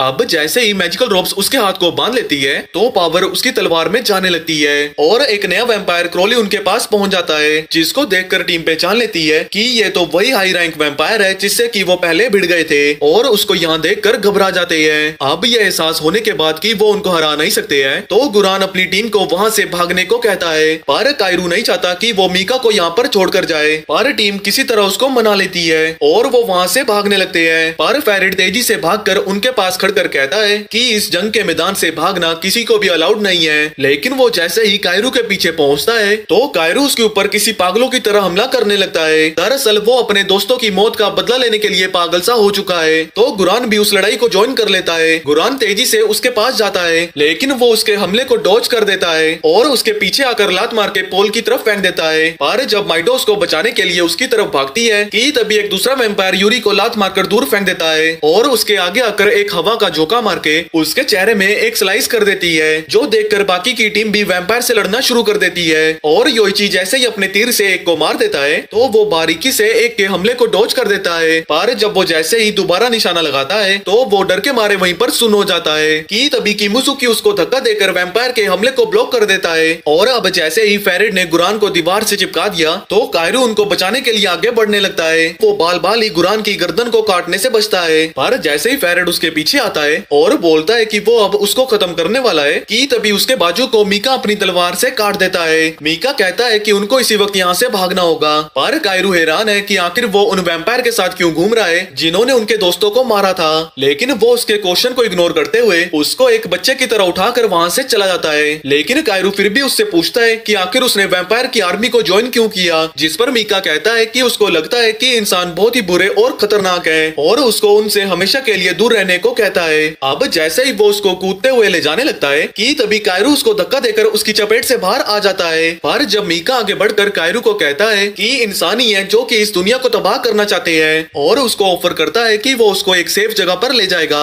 पर कायरू इसके लिए मना कर देता है और कहता है कि उसकी टीम उसके लिए इम्पोर्टेंट है। लेकिन उसी समय क्राउली शिनोआ को मारने वाला था, पर कायरू उसकी मदद करने जाने लगता है कि तभी मीका उसको रोक लेता है और कहता है कि उसको अपनी टीम को छोड़ देना चाहिए। लेकिन उसके आंखों के सामने ही वैम्पायर्स उसके दोस्तों पर हावी होने लगते हैं। लेकिन मीका उसको फिर भी रोकने की कोशिश करता है और कहता है कि यह इंसान उसके साथ सिर्फ उसकी ताकत करके है। पर तभी कायरू देख लेता है कि वो सभी वैम्पायर्स उसके दोस्तों का खून पीने लगते हैं और उनकी जान बचाने के लिए कायरू मीका को पटक देता है। पर जब उसको एहसास होता है कि उसको काफी देर हो गई है तो वो दर्द के मारे पागलों की तरह चिल्लाने लगता है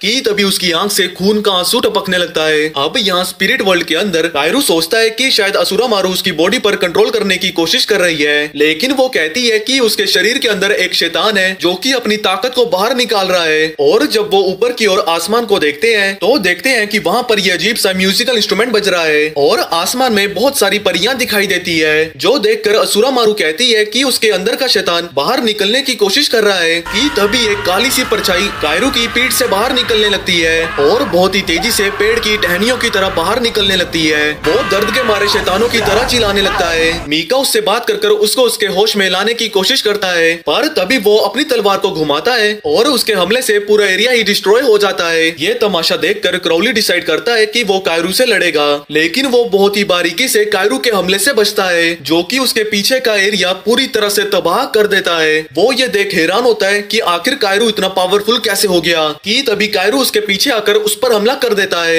लेकिन वो उसके हमले को ब्लॉक तो कर लेता है, पर वो उसकी ताकत से पीछे जाकर बिल्डिंग में टकराता है। और जैसे ही वो अपने पैरों पर खड़ता है कि तभी कायरू उसकी गर्दन को पकड़कर उसे जमीन में रगड़ने लगता है। पर वो क्राउली के हमले से बचकर आसमान में जाता है तो क्राउली वापस से उसकी ओर बढ़ने लगता है। कि तभी कायरू उसे लात मारकर पीछे धकेल देता है, जिसके बाद कायरू वापस से उसके ऊपर स्लैश करता है, जिससे कि वहाँ एक काली परछाई का पहाड़ सा बन जाता है और अपने एक ही वार से उस पूरे एरिया को तबाह कर देता है। और अब जैसे ही शिनोआ उठती है वो देखती है कि वहाँ पर उसके हमले की वजह से एक बहुत बड़ा खड्डा बन चुका है। अब जैसे ही कायरू वहाँ पर आता है तो वो एक आदमखोर की तरह शिनोआ की तरफ बढ़ने लगता है और अपने आप को बचाने के लिए वो अपने वेपन को समन करती है, लेकिन कायरू उसको दूर फेंक देता है, जिसके बाद वो उसके पीछे जाकर उसको जान से मारने वाला था। कि तभी मीका बीच में आकर शिनोआ की जान को बचा लेता है, लेकिन अब जैसे तलवार उसकी ओर बढ़ने लगती है तो गुरान चिल्लाता है कि वो कायरू को उसके होशोवास में वापस लाए। तो वो उसकी तरफ पीछे से जाकर उसको कसकर गले लगा लेती है और कहती है कि वो अपने होश में आ जाए। जिसके बाद वो पागलों की तरह चिल्लाने लगता है। वो मीका से तलवार निकालकर शिनोआ को मारने की कोशिश करता है, लेकिन वो काली परछाई उसके अंदर ही वापस चली जाती है और वो वापस अपने कंट्रोल में आकर बेहोश हो जाता है। और उसी वक्त गुरान फेरेड को बोलता है कि कायरू तो बस डिस्ट्रैक्शन था उनके मेन अटैक से।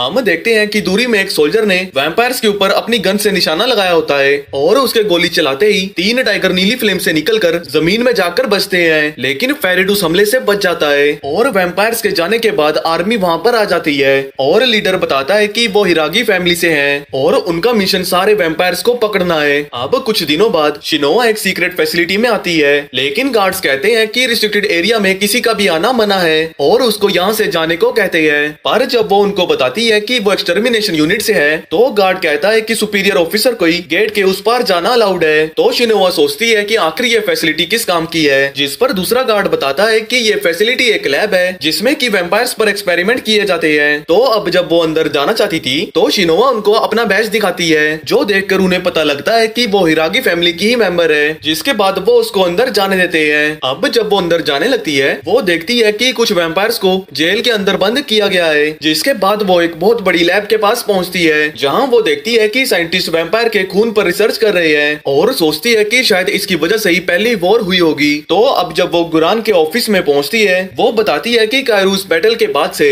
होश में आया ही नहीं है और पूछती है कि आखिर उस पिल में क्या था जो कि उसने उसको दी थी। गुरान कहता है कि कायरू एक ऐसा हथियार है जिसका यूज करके हम वैम्पायर्स को खत्म कर सकते हैं, लेकिन अब जब वो किसी काम का नहीं रहा है तो उसको उसके जीने या मरने से कोई फर्क नहीं पड़ता। और ये सब कुछ कहने के बाद वो उसको वहाँ से जाने को कहता है। तो अब जब वो जाने लगती है गुरान कहता है कि उस पिल का इफेक्ट हफ्ते में खत्म हो जाएगा। अब उसी दिन शाम को शिनोआ कायरू के ही बगल में बैठी होती है। वो उम्मीद करती है कि वो जल्दी ही उठ जाएगा। अब कुछ दिन पहले बैटल के दौरान फेरेड मीका को उनके साथ वापस लौटने को कहता है, लेकिन वो मना कर देता है और कहता है कि वो कायरू के बिना यहाँ से नहीं जाएगा। लेकिन जब वो देखता है कि शिनोआ ने कायरू को अपनी स्ट्रेस बॉल के करीब रखा होता है तो फेरेड मीका को जबरदस्ती वहाँ से ले जाने लगता है और कहता है कि क्वीन क्रोल उसका महल में इंतजार कर रही है। अब यहाँ वैम्पायर्स की दुनिया में मीका एक कैप्सूल के अंदर से उठता है और अपने कपड़े पहनता हुआ दूसरे वैम्पायर को इग्नोर कर देता है। पर एक वैम्पायर पूछता है कि आखिर कायरू मॉन्स्टर में कैसे ट्रांसफॉर्म हो गया, जिस पर दूसरा बोलता है कि हिरागी फैमिली ने उसके ऊपर कोई मैजिक यूज किया है बिना इस बात का एहसास हुए कि वो इससे पूरी दुनिया को खत्म कर सकते हैं। वो बताता है कि इस वॉर का मकसद बस ये था कि उस पिल बनाने वाली मशीन को तबाह करना, पर उनको नहीं लगता कि वो अपने इस मकसद को पूरा कर सकेंगे।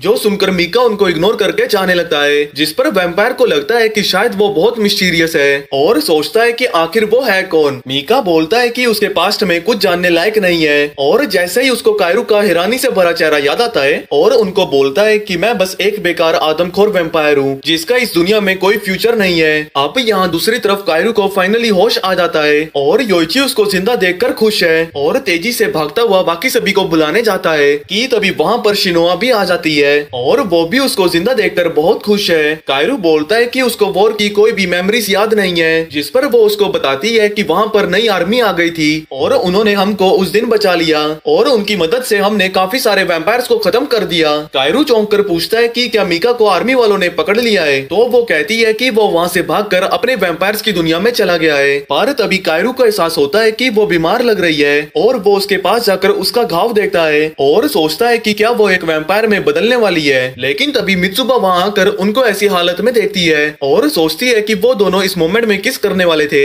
लेकिन शिनोआ उसको देख हैरान होकर नीचे गिर जाती है, जिस पर कायरू बोलता है कि वो उसकी हेल्थ को चेक कर रहा था। अब थोड़ी देर बाद टीम के सभी लोग वहाँ आ जाते हैं तो कायरू उन सभी को उसकी जान बचाने के लिए शुक्रिया अदा कहता है और कहता है कि वो सभी को जिंदा देखकर बहुत खुश है। अब उन सभी के वहाँ से जाने के बाद कायरू खिड़की के बाहर देखता है और उम्मीद करता है कि वो मीका से दोबारा मिलेगा। अब कुछ हफ्तों बाद कायरू एक लाइब्रेरी में किताब पढ़ रहा होता है कि तभी शिनोआ वहाँ आकर उसकी किताबों को देखने लगती है, लेकिन ये जानने के बाद कि वो क्या करना चाहता है और उसको उसकी किताब वापस देकर वहाँ से जाने लगती है। लेकिन जाने से पहले वो पूछती है कि आखिर वो ये क्यों देख रहा है कि वो मीका को इंसान में बदल देगा, पर कायरू उसको इग्नोर कर देता है। तो वो उससे इसके बारे में दोबारा से पूछने लगती है कि तभी स्पीकर में अनाउंस किया जाता है कि कायरू को हेडक्वार्टर में बुलाया गया है। तो शिनोआ कहती है कि हिरागी फैमिली है जो उससे मिलना चाहती है, जिसके बाद वो वहाँ से जाने लगता है और उसको पता चलता है कि शिनोआ भी तो हिरागी फैमिली से है, लेकिन वो सोचती है कि वो इतना बड़ा बेवकूफ है कि उसको इसके बारे में अब पता चला है। वो बताती है कि हिरागी हिरागी फैमिली आदमखोर पागलों का ग्रुप है और उसको वार्न करती है कि वो उनके सामने कोई हरकत ना कर दे।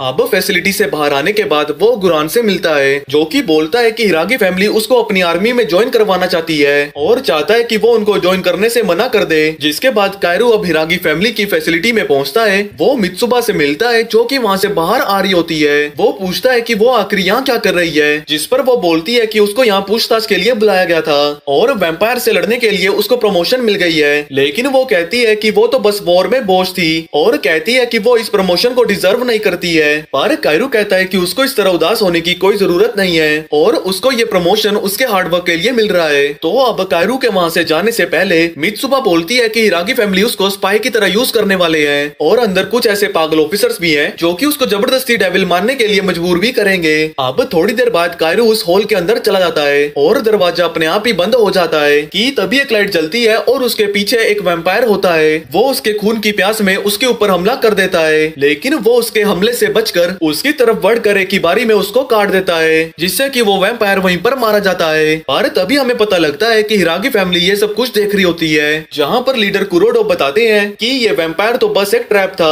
ताकि हम उसकी वफादारी का पता लगा सके और अगर वो उसको मारने में नाकामयाब होता तो हिरागी फैमिली उसको अपना दुश्मन मान लेते। और अब उसकी वफादारी का और पता लगाने के लिए कुराडो उसको डुएल के लिए चैलेंज कर देता है और उसको वार्न करता है कि वो अपने ब्लेड की कर्स पावर को एक्टिवेट ना करे। तो अब इस टुच्ची सी फाइट के लिए कायरू से लड़ने के लिए तैयार हो जाता है, लेकिन कुरोडो अपनी तलवार की पावर को समन कर लेता है और एक स्लैश मारकर जमीन को तोड़ता हुआ कायरू को पीछे फेंक देता है कि तभी अचानक से कुरोडो उसके पास पहुंचकर उसको सबसे ज्यादा बेकार सोल्जर कहता है और हैरान होता है कि आखिर वो वैम्पायर से कैसे लड़ रहा है। उसकी इस बात से गुस्सा होकर कायरू उस पर हमला कर देता है कि तभी एक सोल्जर वहां आकर उसके हमले को रोक देती है। तो कुरोडो अपने भाई शीना को उसको डुएल के लिए चैलेंज करने को कहता है क्योंकि वो उसकी बहादुरी से इम्प्रेस्ड हुआ है। तो अब जब कायरू अपने आप को तैयार कर लेता है तो शीना अपने वेपन को सम्मन करके उसकी ओर फायर कर देता है, लेकिन वहां पर कुछ भी नहीं आता, जो देख कायरू कंफ्यूज्ड हो जाता है। पर तभी एक बीस्ट उसके पीछे से आ जाता है जिसको कि कायरू अपने एक ही स्लैश से खत्म कर देता है। पर जब शिनोआ उसको पकड़ लेता है कि तभी कायरू उसकी गन को रोक लेता है, पर शिनोआ उसे नीचे गिरा देता है और उसको इस तरह हराने के बाद शीना बोलता है कि वो अभी भी एक यूजलेस फाइटर है और हैरान होता है कि आखिर गुरान ने उसको ट्रेन क्यों नहीं किया उसके स्पेशल वेपन के यूज के लिए। कायरू पूछता है कि आखिर उसको इस तरह टेस्ट क्यों किया जा रहा है। शीना कहता है कि वो एक जासूस को ढूंढ रहे हैं जो कि हमारी फैसिलिटी में कहीं छुपा हुआ है। अब इसके बाद उसको एक नए कमरे में लाया जाता है जहाँ कायरू देखता है कि किमुजुकी और योइची को पकड़ा हुआ है और इन सब चीजों से गुस्सा होकर वो उनको वहाँ से छोड़ने के लिए कहता है। पर कुरोडो कहता है कि उनको तभी छोड़ा जाएगा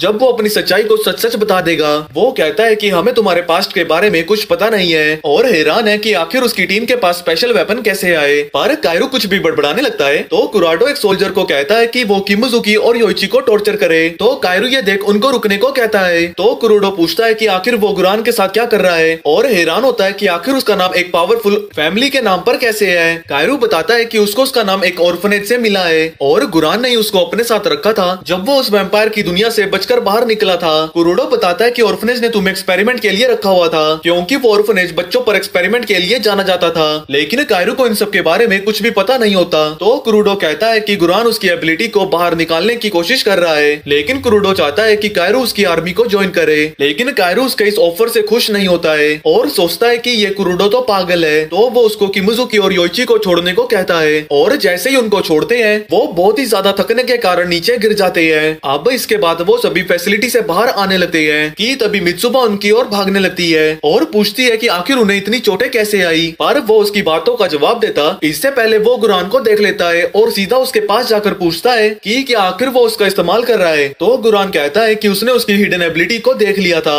और वो किसी भी तरीके से उसकी पावर के बारे में जानना चाहता है। तो कायरू कहता है कि वो उसके एक्सपेरिमेंट का हिस्सा बनने को तैयार है अगर वो उसकी मदद करेगा मीका को वैम्पायर से छुड़ाने को, और उसको सिखाना पड़ेगा कि आखिर वो अपनी स्पेशल तलवार का यूज कैसे कर सकता है। अब यहाँ वैम्पायर की दुनिया में मीका को इंसानी खून की प्यास लग रही होती है कि तभी लॉर्ड फेरिड वहाँ आते हैं और एक छोटे बच्चे को पकड़कर मीका को उसका सारा खून पीने को कहते हैं। पर जैसे ही मीका उस बच्चे का खून देखता है तो वो उसकी तरफ भागकर फेरिड को उसको छोड़ने को कहता है। पर जैसे ही फेरिड वहाँ से जाता है मीका दीवार में गिरकर भूख के मारे गुराने लगता है। अब कुछ हफ्तों बाद सिटी में शिनोआ किमुजुकी और कायरू को बताती है कि उनको अपनी पूरी एबिलिटी का यूज करने के लिए उनको अपने वेपन से खुद को काटकर डीमन को उनका अपना खून पिलाना होगा। पर तभी योची उन्हें बताता है कि कुछ मॉन्स्टर्स उनकी तरफ बढ़ बढ़ रहे हैं और जैसे ही वो अपने धनुष को खींचता है तो हम उसके पीछे एक डार्क स्पिरिट को देखते हैं और जैसे ही वो अपने तीर को छोड़ता है उसके तीर हवा में अलग होकर सभी मॉन्स्टर्स को मार देते हैं। ये सब देख हैरान होने के बाद कायरू पूछता है कि आखिर उसने अपनी पूरी एबिलिटी को अनलिश कैसे कर लिया, जिस पर योची कहता है कि उसने अपने डीमन के साथ एक नया बॉन्ड बना लिया है। तो कायरू ये जानकर अपनी तलवार को बाहर निकाल के अपने हाथ को कट कर खून गिरा के डीमन को समन करने लगता है कि तभी उसकी आंखें लाल हो जाती है और उसके दोस्त अपने हथियार को बाहर निकाल के लड़ने के लिए तैयार हो जाते हैं, लेकिन वो बेहोश होकर नीचे गिर जाता है और उनको लगता है कि शायद वो अब 2-3 घंटों के लिए बेहोश रहने वाला है। तो शिनोआ कहती है कि हमें इसको एक सेफ जगह पर लेकर जाना होगा, पर जैसे ही कायरू चिल्लाने लगता है वो उसके हाथ पैर को पकड़ लेते हैं इस उम्मीद में कि वो अपने डीमन को हरा देगा। अब यहाँ कायरू की स्पिरिट वर्ल्ड में हम उसके पापा को देखते हैं जो कि उसके अंदर के डीमन को देखकर उसको जान से मारना चाहते थे और कायरू डर के मारे वहाँ से भागने लगता है, पर तभी देखता है कि उसके दोस्त सारे जमीन पर मरे पड़े हैं। वो ये सब देखकर सदमे में होता ही है कि तभी उसके पापा उसकी पीठ पर वार कर देते हैं और कहते हैं कि वही अपनी दोस्तों की मौत का गुनहगार है। लेकिन कायरू अभी भी हार नहीं मानता है कि तभी वो एक दूसरी दुनिया में उठता है। वो असुरा मारू को कहता है कि वो कभी भी उसको अपनी बॉडी पर कंट्रोल पाने नहीं देगा, पर वो उसको हराने के लिए उसकी ओर भागने लगती है, लेकिन वो अपनी तलवार को फेंक कर कहता है कि वो उसके साथ लड़ना नहीं चाहता है। असुरा मारू ये सुनकर हैरान हो जाती है, जबकि कायरू बोलता है कि वो मीका को बचाना चाहता है और वादा करता है कि वो उसकी पावर्स के बदले उसका दोस्त बनेगा। कि तभी उसी वक्त वो अपनी असली दुनिया में जाग जाता है और अपनी टीम को बताता है कि उसने डीमन की ताकत को हासिल कर लिया है। अब यहाँ रात को किमुजुकी चिल्ला रहा होता है क्योंकि वो अपने डीमन से लड़ रहा होता है। वो अपनी इस स्पिरिट की दुनिया में उस डीमन को मारने के लिए आगे बढ़ता है, पर वो डीमन अपने ब्लेड से उसके हमले को रोक लेती है और वो उसकी तलवार को पकड़कर उसके दिल के पार कर देती है। लेकिन किमुजुकी ने अभी हार नहीं मानी थी, तो वो अपनी तलवार को पकड़कर उसके पेट को चीर देता है और जैसे ही असली दुनिया में जागता है किमुजुकी अपनी तलवार से कायरू पर हमला कर देता है, जो देखकर बाकी सभी भी उससे दूर हट जाते हैं। पर वो बताता है कि उसने ये हमला जानबूझकर किया क्योंकि वो कायरू की एबिलिटी को टेस्ट करना चाहता था और उसके सामने खड़कर कायरू को डुएल के लिए चैलेंज कर देता है और कायरू भी अपने आप को प्रूव करने के लिए वो अपनी तलवार की पावर को समन करने लगता है और उसके पीछे आग से लिपटी हुई काफी सारी तलवार आ जाती है और वो जैसे ही उसकी तरफ दौड़ता है तो वो तलवारों को उसकी ओर फेंकने लगता है, लेकिन किमुजुकी उन सभी तलवारों को किसी तरह ब्लॉक कर लेता है, जिसके बाद किमुजुकी अपनी एबिलिटीज को बाहर निकालने लगता है और डेविल के कॉफिन को समन कर देता है। पर कायरू ये देख पीछे हट जाता है क्योंकि उसको एहसास होता है कि उस कॉफिन के अंदर का डीमन उसको मार डालेगा। अब अगली सुबह लड़के खाना खाने के लिए जाने लगते हैं, पर तभी वो देखते हैं कि लड़कियों ने ऑमलेट को जला दिया है। तो किमुजुकी अंदर जाकर एक शेफ की तरह ऑमलेट बना देता है और अब जब वो खाना खाने लगते हैं तो शिनोआ को चिंता होने लगती है कि गुरान ने उनको हिरागी फैमिली के साथ वॉर में डाल दिया है और उसको लगता है कि गुरान के दिमाग में कुछ और ही चल रहा है। लेकिन टीम उसकी ये बातें सुनकर हैरान हो जाती है, तो वो पूछती है कि क्या वो गुरान को छोड़ रहे हैं या फिर ऐसे उसके पपेट्स बन के रहेंगे। अब यहाँ दोपहर को छत में कायरू शिनोआ से बैटल के दौरान उस पर हमला करने के लिए माफी मांगने लगता है और कहता है कि उस बैटल के दौरान उसको बहुत सी चीजें याद नहीं है, पर उम्मीद करता है कि इन सब चीजों के बाद भी वो उसके साथ ही रहेगी। अब यहाँ शाम को कायरू अपनी टीम को बताता है कि वो गुरान के साथ ही रहने वाला है क्योंकि इतने सालों से वही था जिसने उसको वैम्पायर से बचाया था और वो सोचता है कि गुरान का उस पर कर्ज है जो कि उसे उसको लौटाना है और साथ ही में उसको मीका को भी ढूंढना है ताकि वो उस वैम्पायर वर्ल्ड के सीक्रेट्स के बारे में जान सके। और अब ये जानकर कि उसने ये सब ठान लिया है तो टीम भी उसमें इसका साथ देकर गुरान के साइड ही रहना चाहती है। अब यहाँ दूसरी तरफ हम वैम्पायर्स की दुनिया में देखते हैं मीका अपनी भूख से परेशान होकर क्वीन क्रॉल के पैलेस में घुस जाता है और उसको पकड़कर उसकी गर्दन से खून पीने लगता है और जैसे ही उसकी भूख शांत होती है वो उसको धक्का देकर पीछे कर देता है। वो हैरान है कि आखिर उसने ऐसा क्यों किया और वो उससे पूछता है कि आखिर वैम्पायर लॉर्ड्स कायरू को पकड़ना क्यों चाहते हैं, पर वो उसको कहती है कि उसका इससे कोई लेना देना नहीं है। उसकी इस बात से नाराज होकर वो उसको मारने की कोशिश करता है, लेकिन वो उसके हाथ को पकड़कर कहती है कि वो बस उसका एक पपेट है और वो जब चाहे उसको खत्म कर सकती है। वो बताती है कि वैम्पायर इंसानों के साथ फिर से वॉर में लड़ने वाले हैं और वो कहती है कि वो कायरू को वॉर शुरू होने से पहले ही बचा ले। तो मीका भी उसको बचाने के लिए इस बात को एक्सेप्ट कर लेता है। अब यहाँ कुछ दिनों बाद टीम एक नई फैसिलिटी की ओर जाने लगती है कि तभी वहाँ पर बहुत सारे भूखे मॉन्स्टर्स आ जाते हैं, पर किमुजुकी किसी तरह उनको वहाँ से निकाल लेता है और मित्सुबा अपने हथियार को निकालकर एक स्लैश मार के उन दो मॉन्स्टर्स के टुकड़े कर देती है, जबकि योची अपने तीरों से बाकी दो मॉन्स्टर्स को खत्म कर देता है। लेकिन जब आगे दो मॉन्स्टर्स और आ जाते हैं तो कायरू आगे कूदकर उनकी ओर बढ़ने लगता है और अपने एक ही बार में उन दोनों मॉन्स्टर्स को खत्म कर देता है। पर जब वो वापिस एक गाड़ी की ओर जंप करता है तो किमुजुकी गाड़ी को साइड कर उसको वहीं जमीन पर छोड़ देता है और लड़कियां उसको हंसते हुए बाय बाय कर रही होती है। पर कुछ घंटों बाद वो उसको पिक करके वापस से फैसिलिटी की ओर जाने लगते हैं और अब जब वो वहाँ पर पहुँच जाते हैं तो उनको पता लगता है कि वो बहुत ज्यादा लेट हो गए हैं, जिसकी वजह से वो वहाँ पर छुपकर जाने लगते हैं। लेकिन गुरान उनको देख लेता है और उनको बेवकूफ कहता है कि वो इस वॉर को सीरियस नहीं ले रहे हैं। तो कायरू आगे बढ़कर कहता है कि उसकी वजह से टीम लेट हो गई थी। तो गुरान उसको पूछता है कि वो पनिशमेंट के तौर पर आर्मी को छोड़ सकता है, पर कायरू कहता है कि वो वैम्पायर से खिलाफ जंग में लड़ना चाहता है। जिसके बाद गुरान उन सभी सोल्जर्स को बताता है कि वो सभी वॉर में हाई रैंक वैम्पायर्स को खत्म कर दे। वो कहता है कि ये मिशन इम्पॉसिबल है, पर वो खुद को सेक्रीफाइस कर अपने लोगों को बचाएंगे। अब जब सारे सोल्जर्स वहाँ से चले जाते हैं तो शिनोआ कायरू को टीम की गलती का इल्जाम लेने के लिए थैंक यू कहती है, जिस पर कायरू कहता है कि उसको इस तरह डांट खाने में अच्छा लगता है कि तभी उसी वक्त शिगर वहाँ पर आती है और कायरू को पुरानी फैसिलिटी के अंदर बुलाती है। और जैसे ही अंदर जाता है वो देखता है कि गुरान के साथ बहुत सारे सोल्जर्स होते हैं। तो जब वो पूछता है कि उसको यहाँ पर क्यों बुलाया गया है तो गुरान कहता है कि वो बहुत ही खुश है कि उसने टीम की गलती का इल्जाम अपने सिर पर लिया है और सोचता है कि उसको इस चीज के लिए रिवॉर्ड देना चाहिए। तो वो माइडो को बुलाता है जो कि धुएं को पूरे कमरे में फैला देता है, जिससे कि कायरू जोर से चिल्लाने लगता है और उसकी आवाज सुनकर टीम फैसिलिटी के अंदर जाने लगती है, जहां वो देखते हैं कि कायरू को आग के ऊपर लटकाया होता है। जो देख शिनोआ उस रस्सी को काटने की कोशिश करती है, लेकिन वो उसकी आंखों के सामने ही गायब हो जाता है और उसको पता लगता है कि ये तो बस एक इल्यूजन था। तो वो गुरान से पूछती है कि आखिर उन्होंने ऐसा क्यों किया, जिस पर गुरान कहता है कि ये उसकी पनिशमेंट है क्योंकि उसने टीम की गलती को अपने सिर पर नहीं लिया। वो बोलता है कि अब जब वो वॉर में वापस जाने वाले हैं तो उसका एक गलत डिसीजन टीम को मुसीबत में डाल सकता है, पर शिनोआ कहती है कि वो एक अच्छी लीडर है और अपनी टीम को किसी भी मुसीबत से बचा सकती है। तो गुरान उनकी टीम को बैटल के लिए चैलेंज कर देता है, इस उम्मीद में कि वो अपनी एबिलिटीज को उसके सामने प्रूव कर सके। अब ये सब बातों के बाद शिनोआ टीम को बताती है कि वो कैसे गुरान को हरा सकते हैं और कायरू को कहती है कि वही है जो कि उसको हैंड टू हैंड कॉम्बैट में हरा सकता है। जिसके बाद वो तीनों उनके साथ लड़ने के लिए तैयार हो जाते हैं। अब जैसे ही शिना अपने वेपन को समन करके फायर करता है, जिसमें से वही आग से लिपटा हुआ मॉन्स्टर बाहर आता है और योची के तीरों को डॉज करके होल को बर्बाद करने लगता है और टीम भी बाल बाल उसके हमले से बचती है। अब जब वो सभी उनको बाहर निकालने में कामयाब हो जाते हैं तो शिनोआ टीम को पीछे हटने को कहती है। तो मित्सुबा उनकी तरफ फ्लेम फेंक कर डाइवर्ट करने लगती है, लेकिन गुरान अपनी इस तलवार से उसके हमले को रोक देता है। जिसके बाद वो सभी वहाँ से बचकर भागने लगते हैं। तो शिनोआ अपनी बंदूक से उनकी और 2 टाइगर्स छोड़ देता है, लेकिन योइची किसी तरह उनको खत्म कर देता है। लेकिन जब गुरन किमुजुकी और कायरू की तरफ बढ़ता है तो वो उसके साथ अपनी तलवारों से लड़ने लगते हैं और उसी सेम वक्त पर शिनोआ और मित्सुबा माइडो की तरफ दौड़ती हैं और अपने हथियार से उसके ऊपर हमला कर देती हैं। जिसके बाद गुरान अपनी तलवार से हवा का झोंका मारकर पूरी टीम को फैसिलिटी के बाहर फेंक देता है। पर जैसे ही कायरू एक गाड़ी के ऊपर कूदता है तो वो बहुत करीबी से एक ताकतवर हमले से बचता है, जो कि पूरी लैम्बोर्गिनी को बीच से ही काट देता है। जिसके बाद वो वापस से लड़ने लगते हैं तो गुरान कायरू के माथे पर पेपर बॉम्ब लगा देता है और धमकी देता है कि वो उसके माथे को उड़ा देगा।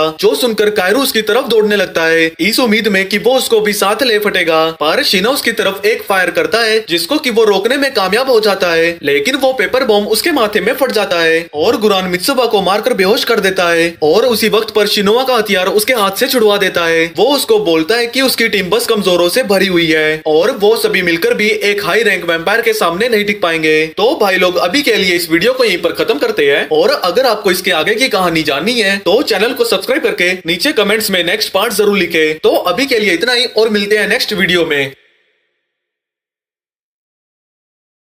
अब दूसरी तरफ यहाँ एक गांव में मीका देखता है कि एक नए बच्चों के ग्रुप को प्लेन के अंदर ले जाया जा रहा है। यहाँ मीका खून की प्यास को रेसिस्ट कर रहा होता है कि तभी एक वैम्पायर आकर कहता है कि उसे एक्सेप्ट कर लेना चाहिए कि वो क्या है और उसको अपने शरीर के अनुसार जितना चाहे उतना खून पीना चाहिए। लेकिन मीका उसके ऑफर को मना कर देता है। लेकिन जब वो वहाँ से जाता है कि तभी उसे भूख के कारण थकावट महसूस होती है, तो वो शीशी में रखे थोड़े खून को पीने लगता है, लेकिन वो उसको फेंक देता है क्योंकि वो खून ताजा नहीं होता है। अब उसकी आंखों के सामने वैम्पायर आखिरी बच्चों के ग्रुप को भी ले जाने लगते हैं और मीका सोचता है कि उसका ये आखिरी चांस है अपनी खून की प्यास को बुझाने का। कि तभी वो आसमान में कूदकर लड़की को पकड़ के उसका खून पीने ही वाला था, पर जैसे ही वो अपने होशावास में आता है कि तभी बच्चे उससे डरकर वहाँ से भाग जाते हैं। अब अगले दिन इवासाकी सबको बताता है कि वो कैसे हाई रैंक वैम्पायर को एलिमिनेट कर सकते हैं। वो बताता है कि वैम्पायर्स यहाँ पास के एक पार्क में होंगे और हमें उन्हें हाई रैंक वैम्पायर्स को ज्वाइन करने से पहले ही खत्म करना होगा। लेकिन वो सोचते हैं कि कायरू इस प्लान को खराब खराब कर देगा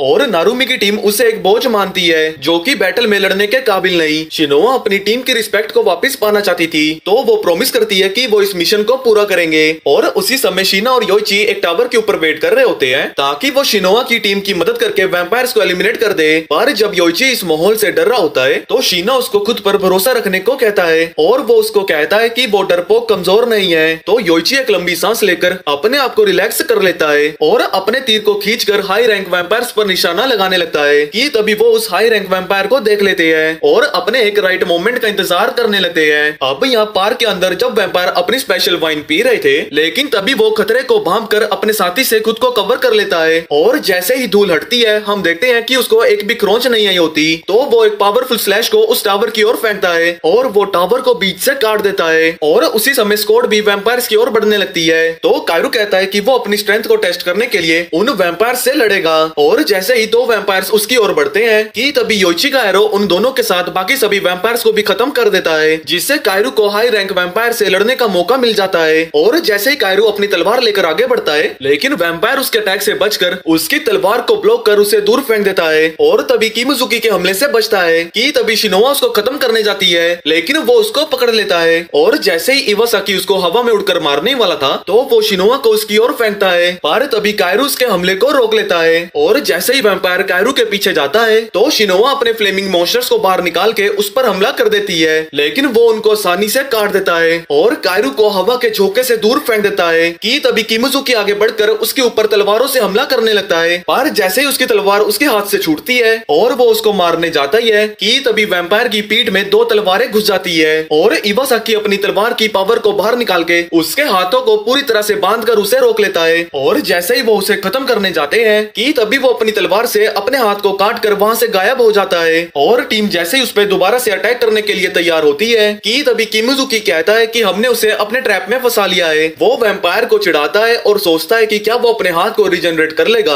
अगर वो अपनी तलवार से उसको खत्म कर दे जो देखकर वैम्पायर गुस्से में आ जाता है और तेजी से उसकी ओर बढ़ता है कि तभी मित्सुबा उसके ऊपर फ्लेम से हमला करती है पर वो उनको खत्म करके देखता है कि शिनिया और योइची किमिजुकी के पीछे खड़े हुए हैं और जैसे ही वो उस पर हमला कर उसको वहीं पर रोक देते हैं कि तभी कायरू तेजी से उसके पास जाकर एक स्लैश करता है जिससे कि वो अपने घुटनों में आ जाता है और इस मौके का फायदा उठाकर एंडो उसको खत्म करने जाती है पर वो उसकी तलवार को पकड़कर उसे साइड में फेंक देता है लेकिन वो उसकी तलवार से अपने आप को उनकी आंखों के सामने ही मार देता है। अब वैम्पायर के मरने के बाद मित्सुबा टीम को कहती है कि अगर वो मिलजुल कर काम करे तो वो आसानी से हाई रैंक वैम्पायर को हरा सकते हैं। अब उसी समय गुरान भी एक हाई रैंक वैम्पायर से लड़ रहा होता है और उसके शरीर में उसके दिल को पार करता हुआ एक स्लैश मारकर उसको भी वहीं पर खत्म कर देता है और उसकी टीम के वहाँ आने के बाद वो उनको बाकी फोर्सेस की मदद करने को कहता है पर उसी समय एक घायल सोल्जर उनके पास आता है और वो अपनी आखिरी सांस लेते हुए बताता है कि बाकी के वैम्पायर्स ने उसकी स्क्वाड को एलिमिनेट कर दिया है और वो बाकी सर्वाइवर्स को अपने साथ ले गए हैं। माइडो गुरान को कहती है कि वैम्पायर उसको एक ट्रैप में फंसाने की कोशिश कर रहे हैं तो गुरान कहता है कि वो बाकी सभी टीमों के साथ मिलकर क्राउली को खत्म करने जाएंगे। अब उसी दिन कायरू की स्क्वाड और बाकी के सोल्जर्स बाकी के टीम के आने का वेट कर रही थी पर जैसे ही वहाँ एक टीम आती है वो देखते हैं कि उस टीम की हालत बहुत खराब होती है। उनकी लीडर आहारा नारुमी को बताती है कि वो अपनी बैटल से बड़ी मुश्किल से बचकर आए हैं और वो हैरान है कि आखिर वो अपनी बैटल से बिना घायल हुए कैसे आ गए क्योंकि उन्होंने भी एक हाई रैंक वैम्पायर का सामना किया है। तो नारुमी उसको कहती है कि कायरू और उसकी टीम ने उनकी जान को बचाया है कि तभी गुरान भी वहाँ पर आ जाता है और जानकर खुश होता है कि कुछ हाई रैंक वैम्पायर्स मारे गए और ये देखने के बाद कि आहारा की टीम वॉर में जाने के लिए बहुत ज्यादा थकी हुई है तो वो उनको पार्क में ही रहने का कहकर दूसरी स्क्वाड के आने का इंतजार करने को कहता है और ये सब कहते हुए वो बताता है कि हमारी बाकी की टीम्स मारी गई और उनका नया मिशन ये है कि उनको वैम्पायर से सर्वाइवर्स को बचाना है। अब उसी दिन गुरान और बाकी की टीम अपनी नई डेस्टिनेशन की ओर जा रही थी ताकि वो एक और हाई रैंक वैम्पायर को एलिमिनेट कर सके कि तभी पार्क में एक नई स्क्वाड आ जाती है पर जैसे आहारा उन्हें देखती है तो वो खुश होती है कि वो फाइनली अपनी जगह को स्विच कर सकती है कि तभी वो देखती है कि वैम्पायर्स के एयरक्राफ्ट पार्क में आ जाते हैं और स्क्वाड को बचाने के लिए वो एक तीर को फेंकती है जिससे कि एक एयरक्राफ्ट हवा में डिस्ट्रॉय हो जाता है कि तभी दो वैम्पायर्स नीचे आते हैं और बाकी के वैम्पायर्स भी उनको घेर लेते हैं। अब ये जानने के बाद कि वो सभी मरने वाले हैं आहारा वैम्पायर्स को मारने की कोशिश करती है पर तभी मीका उसके पीछे आ जाता है और उसको गर्दन से पकड़कर तेजी से नीचे गिरा देता है। अब ये देखने के बाद कि वो बचकर नहीं जा सकते तो आहारा सभी को अपनी जान लेने को कहती है तो वो एक कैंडी को चबा कर नीचे गिरने लगते हैं पर आहारा के खुद को मारने से पहले मीका उसके मुंह से वो टॉफी को निकाल देता है। वो कहता है कि वो उसको जिंदा छोड़ देगा अगर वो बता देगी कि कायरू कहाँ पर है। कि तभी एक वैम्पायर उनको देख लेता है और सोचता है कि क्या वो उसको मार कर खाने वाला है, पर मीका कहता है कि वो पहले ही मर चुकी है। पर जब उनको पता लगता है कि कुछ हाई रैंक वैम्पायर्स पहले ही मारे जा चुके हैं तो वो लॉर्ड क्राउली को इसी वक्त वार्निंग देने का सजेस्ट करते हैं। पर तभी आहारा मीका की गर्दन पर चाकू रख देती है और कहती है कि अगर वो उसके पास आए तो वो उसको मार देगी। कि तभी वो पीछे हटकर उसको बताती है कि कायरू लॉर्ड क्राउली के कैसल की ओर जा रहा है, पर उसको भी डर है कि वो इस बैटल में मारा जाएगा। कि तभी मीका उसके चाकू को फेंक कर उसके हाथ को कस के दबाता है, जिससे वो दर्द में चिल्लाने लगती है। तो वो उसको लात मारकर कन्फेस करने को कहता है कि बाकी की स्क्वाड्स कहाँ पर है। तो वो कहती है कि वो सभी गार्डन से दूर एक डिस्ट्रिक्ट में जा रहे हैं और वो उस जगह के नोबल लॉर्ड को मारना चाहते हैं। अब ये जानने के बाद बाकी के वैम्पायर्स डिसाइड कर उस जगह की ओर जाने लगते हैं कि वो खुद ही जाकर इसके बारे में नोबल को बताएंगे। पर जैसे ही मीका वहाँ से जाने लगता है तो आहारा कहती है कि वो उसको भी मार दे,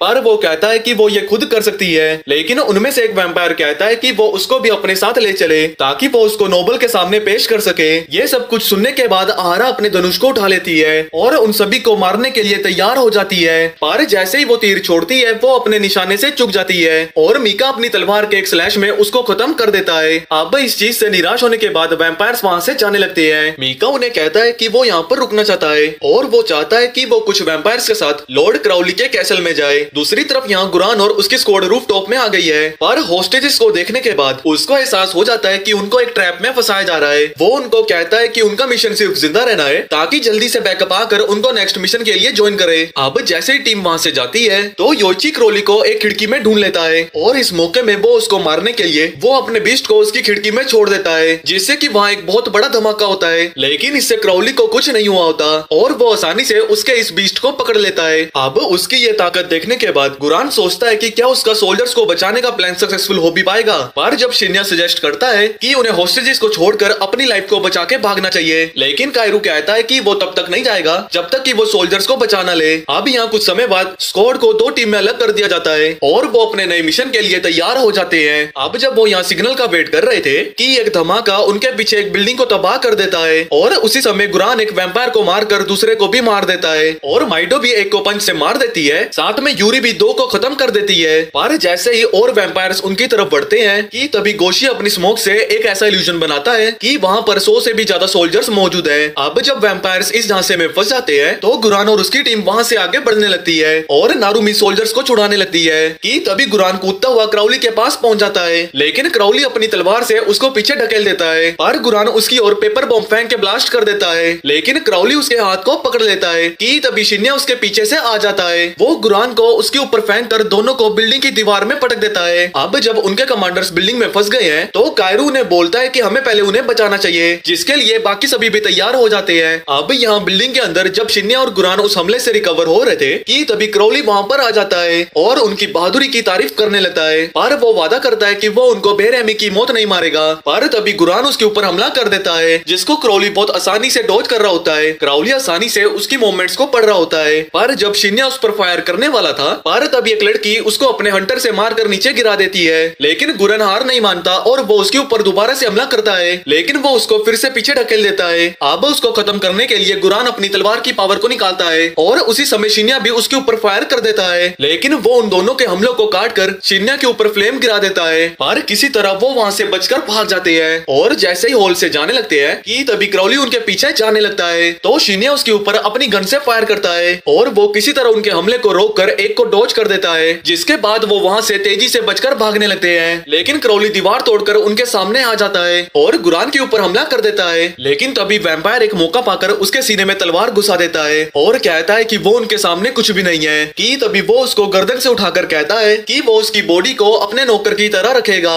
पर तभी अचानक से कायरू वहाँ पर आता है और उस पर हमला करके उसको मारना चाहता है, पर क्राउली उसके हमले को रोककर उसे खत्म करने जाता है। कि तभी अचानक से किमुजुकी उसको रोक लेता है और योइची उसके ऊपर अपने तीर छोड़ देता है और मित्सुमा भी अपने फ्लेम से उसको कवर कर लेती है। पर जैसे ही कायरू उसको खत्म करने जाता है कि तभी वो गुरान को उसके बीच में ले आता है, जिससे कायरू को मजबूरन रुकना पड़ता है। लेकिन कायरू अभी भी हार नहीं मानना चाहता, तो फिर वो अपनी आग से भरी तलवारों को बाहर निकाल लेता है और क्राउली की ओर फेंक देता है, लेकिन उन सभी तलवारों को वो लड़कियां टैकल कर देती है। अब जैसे ही कायरू आगे बढ़ता है वो उसके हमले को रोक लेती है और अपने हंटर से उसको पकड़कर हवा में उठा लेती है और जैसे ही उसको खत्म करने जाती है कि तभी शिनोआ उसको बचा लेती है, जिससे कि वो दोनों ही दूर जाकर जमीन पर गिरते हैं। अब ये जानने के बाद कि वो यहाँ पर कुछ नहीं कर सकते हैं, तो शिनोआ उनको यहाँ से भागने को कहती है। तो योइची उनके ऊपर तीर छोड़ देता है और मित्सुमा अपनी फ्लेम से उनको ब्लॉक कर देती है, लेकिन वो एक ही झटके में उनके इस हमले को खत्म कर देते हैं। और गुरान को बचाने के लिए कायरू फिर से उनसे लड़ने के लिए जाता है, पर किमुजुकी उसको रोक लेता है, जो देखकर क्राउली उसे उकसाने के लिए गुरान को दीवार में पटक देता है। पर जब कायरू फिर से उसे बचाने के लिए एक बार आगे बढ़ता है, तो इस बार शिन्या उसे रोक लेता है और कहता है कि उन्हें अभी इसी वक्त यहाँ से जाना होगा, लेकिन कायरू उनकी एक नहीं सुनता और आगे बढ़ने लगता है, लेकिन वो उसको फिर से पकड़ लेते हैं और शिन्या उसको जबरदस्ती वहाँ से ले जाने लगता है। और कायरू को पकड़ने के लिए वैम्पायर भी उनकी ओर जाने लगते हैं कि तभी उनके सामने आग की लपटें आ जाती है और उनको एहसास होता है कि उनको एक मैजिकल इल्यूजन में कैद कर लिया है। कि तभी क्राउली कुनाई को डॉज करके गोशी के हमले को रोक देता है और माइडो के हमले से बचकर उसकी टांग को पकड़ लेता है और उसको लावा के अंदर फेंक देता है। अब ये सब कुछ देखने के बाद कि वो कुछ कर नहीं सकते हैं, तो गुरान उनको उसको वहाँ छोड़कर वहाँ से भागने को कहता है, लेकिन यूरी कहती है कि वो उसे छोड़कर यहाँ से नहीं जाने वाली। अब जैसे ही क्राउली उसको लात मारने लगता है, तो गुरान दर्द से चिल्लाता है कि उनको यहाँ से भाग जाना चाहिए, क्योंकि वो अब उसको रेस्क्यू नहीं कर सकते। लेकिन ये सब के बावजूद भी गोशी अपनी आखिरी ट्रिक को यूज करना चाहता है और जैसे ही वो जमीन में मारता है, तो लावा हर जगह से वहाँ पर आने लगता है। और अब इतना सब कुछ देखने के बाद क्राउली अपने एक पावरफुल स्लैश से वहाँ की दीवारों के साथ इस इल्यूजन को भी खत्म कर देता है। अब जैसे ही टीम एक टूटी फूटी बिल्डिंग में पहुंचती है, तो शिन्या कायरू को जमीन पर फेंक देता है और उसके इस बर्ताव को लेकर बहुत गुस्से में होता है। पर कायरू को नहीं पता कि उसे अभी शांत रहना चाहिए और वो अभी भी कहता है कि हमें गुरान को अभी भी बचाने जाना चाहिए। पर शिनोआ कहती है कि उन्हें अपने मिशन को कंटिन्यू करना चाहिए, क्योंकि वही उनकी आखिरी उम्मीद है इस वॉर को जीतने की। और उसी समय गुरान की टीम भी वहाँ पर आ जाती है, तो शिन्या कहता है कि उन्हें अपनी स्क्वाड के साथ मिलकर कुछ घंटों में अपने दूसरे मिशन के लिए आगे बढ़ना चाहिए। और कायरू कहता है कि उनका सिर्फ एक ही मिशन है कि गुरान को रेस्क्यू करना। अब वो जब इन सब चीजों से तंग आकर अपने आप को अकेला महसूस करता है, तो वो उन्हें अपनी स्टोरी बताने लगता है कि जब वो उस वैम्पायर वर्ल्ड से बचकर बाहर निकल गया था, तो गुरान ही था जिसने उसको बचाया और उसको अपनी फैमिली की तरह ट्रीट किया। गुरान उसको एक स्पेशल ह्यूमन मानता है और वो चाहता है कि वो अपने गुस्से को वैम्पायर्स को खत्म करने में लगाए। कायरू अपनी स्क्वाड को कहता है कि वो गुरान को ऐसे अकेला नहीं छोड़ने वाला और अपनी पिल्स को बाहर निकाल लेता है, जो देखकर शिनोआ समझ जाती है कि आखिर वो क्या करने वाला है। कि तभी वो उससे छीनने लगती है, तो कायरू उसको साइड कर 2 पिल्स को खा लेता है। शिनोआ कहती है कि वो पिल उसे खत्म कर देगी और मित्सुबा उसको जबरदस्ती वॉमिट करने को कहती है, पर कायरू मना कर देता है और कहता है कि वो पावरफुल बनना चाहता है। लेकिन थोड़ी देर में उसके मुंह से खून निकलने लगता है, जो देख शिन्या अपनी टीम को पीछे हटने को कहता है। और जब बाकी लड़के उसे पकड़ने की कोशिश करते हैं, तो वो उन सभी को दूर फेंक देता है और जोरों से चिल्लाकर जमीन पर बेहोश हो जाता है। अब यहाँ दूसरी तरफ मीका और कुछ वैम्पायर्स क्राउली के कासल के पास पहुँच जाते हैं और वहाँ इंसानी खुशबू पाने के बाद वो अपने सामने खड़े एक वैम्पायर को मार देता है, ताकि कायरू उन सब से बचकर वहाँ से जा सके। कि तभी बाकी सभी उसे घेर लेते हैं और मीका एक को मारकर बाकी सभी को खत्म कर देता है। और अब यहाँ स्पिरिट वर्ल्ड में कायरू असुरामारू से उसकी ताकत मांगता है, ताकि वो गुरान को बचा सके, और वो इसके लिए अपनी आत्मा को डेविल को सौंपने वाला है। लेकिन असुरामारू कहती है कि ये जो पिल्स हैं बहुत पावरफुल हैं और उसकी एक्स्ट्रा पावर उसको तबाह कर सकती है। पर ये जानने के बावजूद भी कायरू इन सब चीजों की परवाह नहीं करता और उसकी ताकत के लिए गिड़गिड़ाने लगता है। अब उसकी ये बकवास सुनने के बाद वो उसको कहती है कि वो पहले ही मर चुका है और वो उसकी ताकत का यूज नहीं कर सकता। कायरू हैरान होता है कि वो मरने की बाद की जिंदगी में पहुंच गया है, जिस पर वो बताती है कि वो अभी भी अपने स्पिरिट वर्ल्ड में है और एंजल्स पता नहीं क्यों उसको अभी भी जिंदा रख रही है। कि तभी एक आवाज सुनने के बाद कायरू पीछे देखता है कि वहाँ पर एक ट्रम्पेट गिरा हुआ है और ताकत की तलाश में वो उस ट्रम्पेट की ओर बढ़ने लगता है। कि तभी वो उसे रोक लेती है और कहती है कि वो ट्रम्पेट पूरी शक्तियों से भरा हुआ है और वो शक्तियाँ उसके दिमाग पर काबू पा लेंगी। लेकिन कायरू ताकत की तलाश में अंधा उसकी ओर फिर भी बढ़ने लगता है। उस ट्रम्पेट की आवाज उसे अपनी ओर खींचे जा रही थी और जैसे ही वो उसे पकड़ने वाला होता है, कि तभी वो उसके हाथ को पकड़कर अपना हाथ उसके दिल के पार कर देती है। लेकिन कायरू अभी भी नहीं मानता और चिल्लाकर उससे उसकी ताकत मांगता है, जिस पर वो कहती है कि वो उसको थोड़े समय के लिए अपनी कुछ एबिलिटीज दे सकती है, लेकिन उसके बाद वो उसकी बॉडी पे पोसेशन कर लेगी। कि तभी अचानक से कायरू रियल वर्ल्ड में जाग जाता है और अपने दोस्तों को आसपास देखने के बाद वो कहता है कि वो गुरान को बचाने जाएगा, जिसके बाद वो खिड़की से कूदकर सड़क में भागता हुआ उस कैसल के अंदर जंप कर देता है और जैसे ही खिड़की तोड़कर अंदर जाता है, वो सीधा गुरान की ओर जाता है। पर तभी क्राउली उसको पीछे ढकेल देता है और हैरान होता है कि आखिर वो इतना पावरफुल कैसे हो गया। कि तभी कायरू पीछे हटकर अपनी आग से भरी तलवारों को बाहर निकाल लेता है, तो क्राउली भी अपनी तलवार की पावर को एक्टिवेट कर देता है और उसकी तरफ एक हवा का झोंका मारता है। पर तभी कायरू ऊपर से आता है और क्राउली उसके हमले को ब्लॉक कर उसे मुक्का मार कर दूर फेंक देता है। लेकिन कायरू फिर भी आगे बढ़ता है, पर क्राउली उसके हाथ से उसकी तलवार छुड़वा देता है। लेकिन क्राउली का उसको खत्म करने होने से पहले गुरान बीच में आ जाता है। वो कायरू को वहाँ से भागने को कहता है क्योंकि उसको नहीं पता कि कब लड़ाई से पीछे हटना चाहिए। पर कायरू अभी भी हैरान होता है कि वो असुरामारू की पावर लेने के बाद भी क्राउली को हरा क्यों नहीं पा रहा है। क्राउली उसको कहता है कि इंसान कुछ भी नहीं, हमारे लिए बस वो खून की बोतलें हैं और वैम्पायर्स हमेशा की तरह इस दुनिया पर राज करेंगे। इन बातों से गुस्सा होकर कायरू उसके ऊपर फिर से पागलों की तरह हमला करने लगता है, लेकिन क्राउली उसे लात मारकर पटक देता है और लड़कियां गुरान को पकड़ लेती हैं। गुरान चिल्लाकर कायरू को यहाँ से भागने को कहता है, लेकिन कायरू अपने मरते दम तक उससे लड़ना चाहता था और वो जैसे ही फिर से अटैक करता है कि क्राउली उसे मुक्का मारकर नीचे गिरा देता है। अब ये देखने के बाद कि वो उसके सामने कुछ भी नहीं है तो कायरू असुरामारू को समन कर उसकी और पावर्स मांगता है कि तभी असुरामारू उसके कान में कुछ कहती है और हम देखते हैं कि कायरू के सर में से एक सींग निकल आता है। पर तभी उसकी आंखों के सामने एक कोफिन आता है और वो उसके अंदर वही चमकीली आंखें देखता है और जैसे ही किमुजुकी वहाँ अंदर आता है वो देखता है कि कायरू एक डीमन में बदल रहा है तो वो उसकी तरफ भागकर उसे पकड़ के कोफिन की तरफ फेंक देता है, जहाँ एक मॉन्स्टर कायरू को पूरी तरह से निगल जाता है कि तभी वहाँ पर जमीन में एक छेद बनता है और दो मॉन्स्टर्स निकलकर वैम्पायर्स को डिस्ट्रैक्ट कर देते हैं। अब कायरू को फिर से यहाँ रेस्क्यू करने के बाद टीम वहाँ से अपने अगले डेस्टिनेशन की ओर जाने लगती है। अब यहाँ दूसरी तरफ सिटी में मीका को पता लगता है कि वैम्पायर्स की आर्मी लॉर्ड क्राउली के कैसल की ओर जा रही है और वो सोचता है कि वो कायरू को वापस से देख भी पाएगा। पर तभी वो देखता है कि एक स्क्वाड उसकी तरफ ही बढ़ रही है और देखता है कि कायरू भी उनके साथ है। तो अब जैसे शिन्या मीका को देखता है तो वो अपनी टीम को बाकी वैम्पायर्स के आने से पहले उसको मारने को कहता है, जो देख मीका भी उनसे लड़ने के लिए तैयार हो जाता है और वो तेजी से उनकी ओर आगे बढ़ने लगता है। वो अपनी तलवार से एक स्लैश करता है लेकिन नारुमी उसके इस हमले को रोक लेती है, पर मीका उनको स्लैश करता हुआ आगे बढ़ता जाता है और उन लोगों को बहुत बेरहमी से काट रहा होता है कि तभी वो अपने आप को एक धुएं में पाता है और गोशी उसके ऊपर एक इल्यूजन स्पेल कास्ट करता है जिससे कि उसकी टांगे पिघलने लगती है। लेकिन मीका किसी तरह वहाँ से बचकर बाहर आता है और जैसे ही वो हवा में होता है तो यूरी उसके ऊपर हमला करने जाती है, लेकिन मीका उसकी तलवार को तोड़ देता है। पर तभी कुनाई उसकी टांग में लगकर यूरी उसे लात मारकर नीचे गिरा देती है और जैसे ही सोल्जर्स उसे खत्म करने के लिए जाते हैं कि तभी वो कायरू को देख लेता है तो वो उसको बचाने के लिए पागलों की तरह सभी को काटता हुआ आगे बढ़ रहा होता है। लेकिन जैसे ही वो थकने के कारण थोड़ा कमजोर होता है तो सभी अपनी तलवारों से उसे काटना शुरू करते हैं, लेकिन वो अभी भी हौसला करके उसके पास पहुंचना चाहता है कि तभी मित्सुबा उसकी आंखों के सामने आ जाती है और वो उसके अटैक को ब्लॉक करके उसे साइड में फेंक देता है। और अब जैसे ही शिनोवा उसकी तलवार को ब्लॉक करती है वो बताती है कि हम कायरू के ही फ्रेंड्स हैं, लेकिन वो उसको भी साइड कर देता है और किमुजुकी के हाथ को पकड़कर अपना सर उसके सर में मारता है कि तभी शिन्या पीछे से उसके सीने में तलवार घुसा देता है और उसको खत्म करने के लिए तैयार हो जाता है कि तभी शिनोवा का मॉन्स्टर मीका को बचा लेता है। और जब शिनोवा मीका को कायरू को सेफ जगह पर ले जाने को बोलती है तो बाकी सोल्जर्स उससे लड़ने के लिए तैयार हो जाते हैं, लेकिन वो उन सभी को अपनी फ्लेम से रोक देती है और मित्सुबा भी उसमें इसकी मदद करती है। शिनोवा मीका को वहाँ से भागने को कहती है और उनके लिए रास्ता बना देती है, जिसके बाद मीका कायरू को लेकर वहाँ से चला जाता है कि तभी एक सोल्जर उसको नीचे गिरा कर उसको मारने वाला था, लेकिन नारुमी उसको बचा लेती है। और तभी वो देखते हैं कि नए वैम्पायर्स उनकी ओर आ रहे हैं और जैसे ही वो नीचे उतरते हैं वो सारे वैम्पायर्स उनको मारने लगते हैं, लेकिन शिनोवा नारुमी को उसकी मौत से बचा लेती है। लेकिन उनकी आंखों के सामने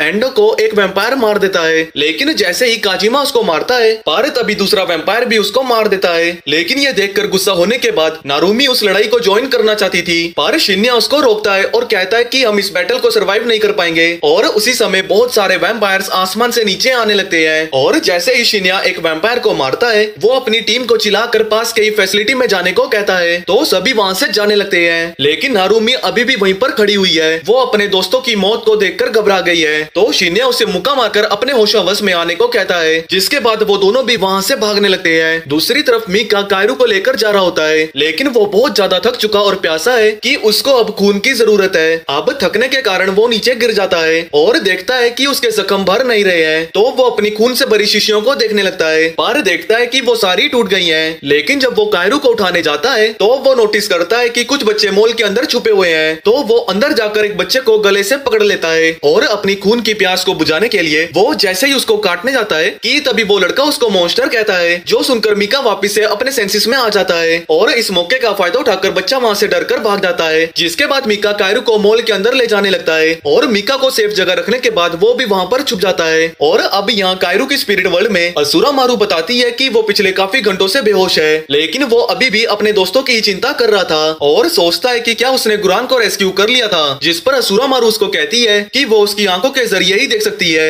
और उसको ठीक से नहीं पता था कि उसके दोस्त सेफ हैं या नहीं। और उसी समय कायरू अपने रियल वर्ल्ड में जाग जाता है, जहाँ वो मीका को पीछे बैठा हुआ देखता है। तो वो आराम से अपनी तलवार निकाल कर आगे की ओर बढ़ने लगता है कि तभी मीका उसके ऊपर जंप करके उसकी तलवार को साइड कर उसको दबोच लेता है और कायरू से उसका खून मांगता है। और ये देखने के बाद कि मीका काफी परेशान है, तो कायरू अपना खून उसको ऑफर करता है, लेकिन मीका पीछे हट जाता है। और जैसे ही खूनी खांसी खांसता है तो कायरू उसकी मदद करने आगे जाता है, लेकिन मीका उसको दूर रहने को कहता है क्योंकि वो अभी भी उसके खून का प्यासा है। लेकिन कायरू कहता है कि वो खुशी खुशी अपना खून उसको देना चाहता है, तो वो उसको अपने पास बुलाकर उसका खून पीने को कहता है। लेकिन मीका कहता है कि उसने कभी भी इंसानों से खून नहीं पिया, क्योंकि ऐसा करने से वो कभी बूढ़ा नहीं होगा और वो हमेशा के लिए वैम्पायर बना रहेगा। पर कायरू उसको फिर भी समझाने लगता है, लेकिन मीका कहता है कि अगर वो खून पिएगा तो वो भी उनकी तरह मॉन्स्टर बन जाएगा। लेकिन कायरू कहता है कि वो उसको खोना नहीं चाहता और वो अपनी मर्जी से उसको अपना खून दे रहा है। तो वो अपनी तलवार को उठाकर अपने हाथ में एक कट मारता है, जो देखकर मीका अपने आप पर काबू नहीं रख पाता और तेजी से कायरू के पास जाकर उसका खून पीने लगता है। और खून पीने के बाद उसकी आंखें लाल हो जाती है, क्योंकि अब उसने इमोर्टल वैम्पायर बनने की ट्रांजिशन को पूरा कर दिया है। अब यहाँ शाम को जब वो शहर की ओर जा रहे थे तो कायरू पूछता है कि क्या उससे उसकी टीम के बारे में पता है, लेकिन मीका उसको अपनी टीम को छोड़ने को कहता है, क्योंकि वो सभी कायरू के साथ उसकी ताकत करके है। लेकिन कायरू अपने दोस्तों को छोड़ना नहीं चाहता है और उनको ढूंढने के लिए जाने लगता है। पर तभी मीका उसको रोककर उसको मारने की धमकी देता है, लेकिन कायरू कहता है कि वो अपनी टीम को छोड़ नहीं सकता है, क्योंकि वो अब उसकी नई फैमिली बन चुके हैं। और उसके मुंह से ये सुनने के बाद मीका उसको बता देता है कि उसकी टीम पास की फैसिलिटी में गई है। पर कायरू उसको उसकी टीम को रेस्क्यू करने में मदद करने को कहता है, जिसके बाद वो अपनी नई डेस्टिनेशन की ओर जाने लगते हैं, जहाँ मीका उसको बताता है कि इंसान और वैम्पायर्स उसको बस उसकी स्पेशल एबिलिटी के लिए रखना चाहते हैं। वो बताता है कि वो इंसानों पर एक्सपेरिमेंट करके थैनोस की मुट्ठी बनाकर एक ही बारी में आधी पॉपुलेशन को खत्म करना चाहते हैं। और कायरू को सही सलामत रखने के लिए वो उसको यहाँ से भाग जाने को कहता है, लेकिन कायरू कहता है कि भागने से भी कुछ फायदा नहीं होगा।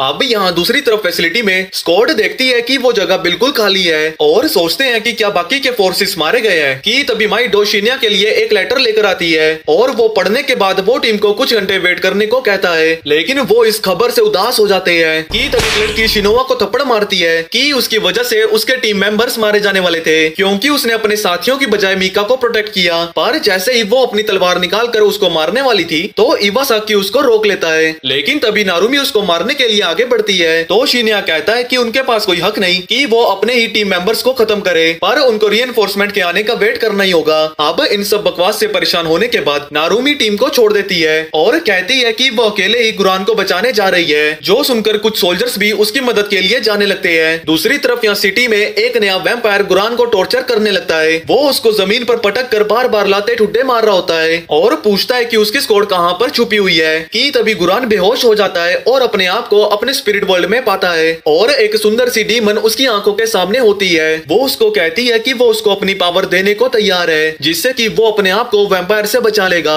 जिसके लिए वो हामी भर देता है, क्योंकि उसको पता है कि यही उसके बचने का आखिरी मौका है। कि तभी वो उस वैम्पायर के पैर को पकड़कर उसको एक ही बारी में खत्म कर देता है और गुरान उनसे वापस लड़ने के लिए तैयार हो जाता है। वैम्पायर्स भी ये देखकर डर जाते हैं। कि तभी क्वीन क्रोल वहाँ पर आ जाती है और गुरान तेजी से उसके पास जाता है, लेकिन वो उसको पकड़कर एक पत्थर में पटक देती है। वो उससे पूछती है कि आखिर फोर्सेस कहाँ पर छुपी हुई हैं, तो वो बताता है कि वो दूर एक फैसिलिटी में छुपे हुए हैं और उन सभी को खत्म करने के लिए वो अपने सिपाहियों को इसी वक्त वहाँ जाने के लिए कहती है। और उसी समय बहुत सारे हेलीकॉप्टर टीम की ओर आने लगते हैं और योइची उन्हें मारने के लिए तैयार हो जाता है, लेकिन शिन्या कहता है कि वो फोर्सेस हिरागी फैमिली की है। और थोड़ी देर बाद वो प्लेन्स वहाँ पर लैंड कर जाते हैं और कुरो वहाँ आकर उन सभी को वॉर में लड़ने के लिए उनका शुक्रिया अदा करता है और कहता है कि उसकी आर्मी वैम्पायर्स को खत्म कर देगी। लेकिन वो हैरान होता है कि गुरान वहाँ पर नहीं है, तो शिन्या उसको बताता है कि उसको वैम्पायर्स ने पकड़ लिया है और वो उसको वहाँ से छुड़वाने में नाकामयाब हो गए हैं। कि तभी कुरो की कमांड में एक अजीब से कंटेनर को प्लेन से बाहर निकाला जाता है। शिन्या को लगता है कि कुरो का कोई बुरा इरादा है, तो वो उसको रोकने के लिए अपने वेपन को समन कर लेता है, लेकिन उसके असिस्टेंट उसको जान से मारने की धमकी देती है, जो देख नारुमी सीधा कुरो को ही चैलेंज कर देती है। लेकिन उसके टीम मेंबर्स उसको ऐसा करने से मना कर रहे होते हैं। और अब जैसे ही कंटेनर को ऊपर उठाया जाता है, कुरो कहता है कि सामने खड़ी इस स्क्वाड को खत्म कर दिया जाए। कि तभी उस कंटेनर में से टेंटिकल जैसे स्पेयर बाहर निकलने लगते हैं और जैसे ही वो नारुमी की ओर बढ़ते हैं तो वो अपनी शील्ड को बाहर निकाल लेती है, लेकिन वो स्पेयर उसकी शील्ड को तोड़ देते हैं और नारुमी किसी तरह उनसे लड़ना शुरू कर देती है। पर तभी वो देखती है कि उसके टीममेट सारे के सारे मर चुके हैं। अब जैसे ही और स्पेयर इवासाकी को भी मार देते हैं तो नारुमी के अंदर का गुस्सा और भी ज्यादा ज्यादा बढ़ जाता है और वो कुरुडो की तरफ भागने लगती है। पर वो जैसे ही गुस्से में उस पर हमला करती है तो कुरुडो आसानी से उसके हमले को डॉज कर देता है कि तभी जैसे स्पेयर उसको खत्म करने जाते हैं, लेकिन उसको किमुजुकी और योइची बचा लेते हैं और कुरुडो को रोकने के लिए योइची अपने तीरों से उसके ऊपर हमला कर देता है, लेकिन उसको इससे कुछ फर्क नहीं पड़ता।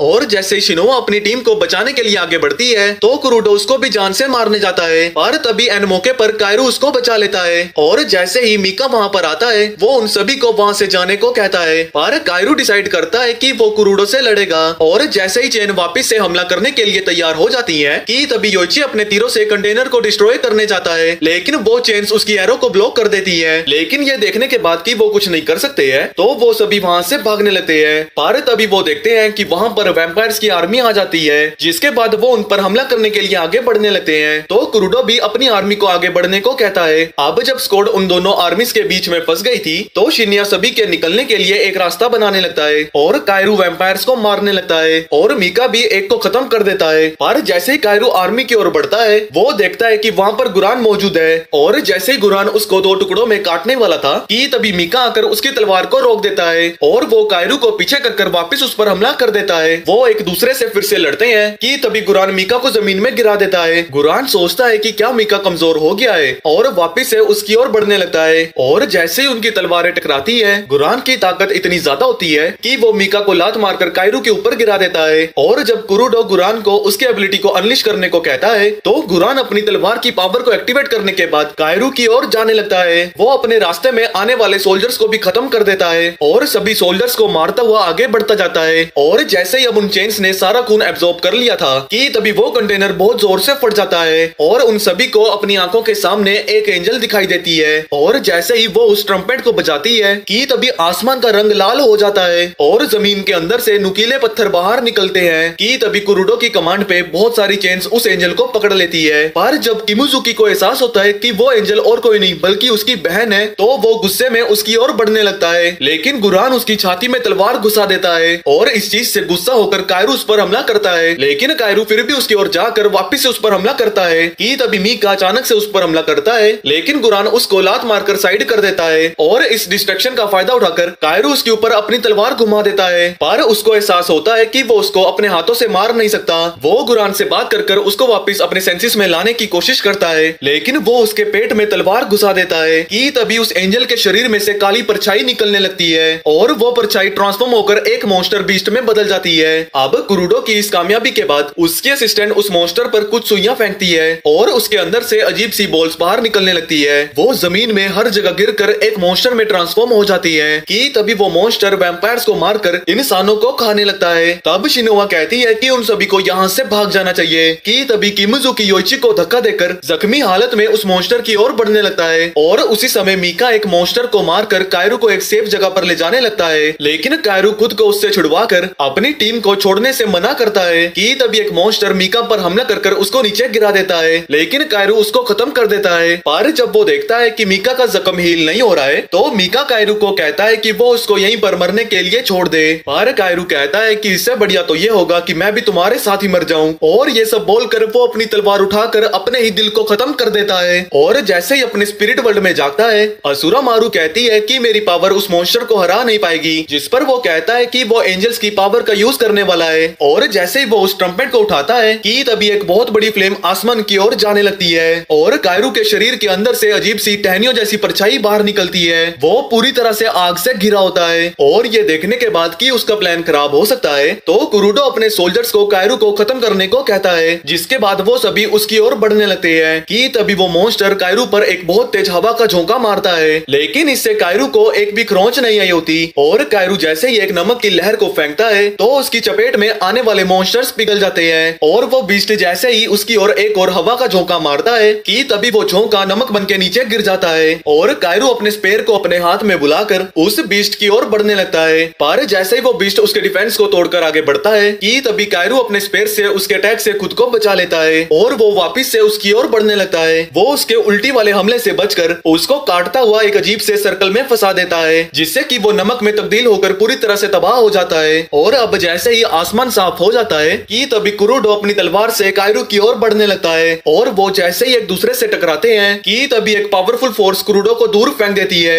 और इस लड़ाई से थक लटकने के बाद कायरू वहीं जमीन पर गिर जाता है। तो क्रोल मीका को उसको रेस्क्यू करने को कहती है कि तभी वो मीका को पीछे खींचकर क्राउली के हमले से बचाकर क्राउली की गर्दन को मोड़कर तोड़ देती है कि तभी फेरेट उसके पीछे आकर उसके शरीर का सारा खून पीने लगता है जब तक कि वो बेहोश नहीं हो जाती। अब जैसे क्रोल बेहोश हो जाती है, फेरेट बाकी बचे हुए वैम्पायर्स को कहता है कि अब से वो उनका नया लॉर्ड है और वही इस वैम्पायर वर्ल्ड को चलाएगा। कि तभी उसी समय नारुमी गुरान के सामने आकर एक दीवार को समन करती है जिससे कि वो कायरू को प्रोटेक्ट कर सके। पर जैसे ही कुरुडोस दीवार को तोड़ के बाहर आता है, वो देखता है कि टीम वहां से बहुत दूर भाग गई है। कि तभी आगे 3 सोल्जर्स उन्हें घेर लेते हैं, पर शिनोआ सबको बचाने के लिए आगे जाती है और वो जैसे ही उस पर हमला करने जाते हैं कि तभी एक ताकतवर हवा का झोंका उन सभी को उड़ा देता है और मीका उनके सामने आ जाता है। वो कहता है कि वो उनको यहाँ से निकलने में मदद करेगा और वो उसको फॉलो करके एक ऐसी जगह निकल जाते हैं जहाँ वो शांति से अपना जीवन बिता सकते हैं। और भाई लोग, इसी के साथ ये anime Seraph of the end का सीजन 1 एंड सीजन 2 पूरा कंप्लीट होता है। आई होप आप लोगों को ये वैम्पायर वाला एनिमे पसंद आया हो। तो गाइस, जाने से पहले वीडियो को लाइक, कमेंट और चैनल को सब्सक्राइब जरूर करें। तो अभी के लिए इतना ही और मिलते हैं नेक्स्ट वीडियो में।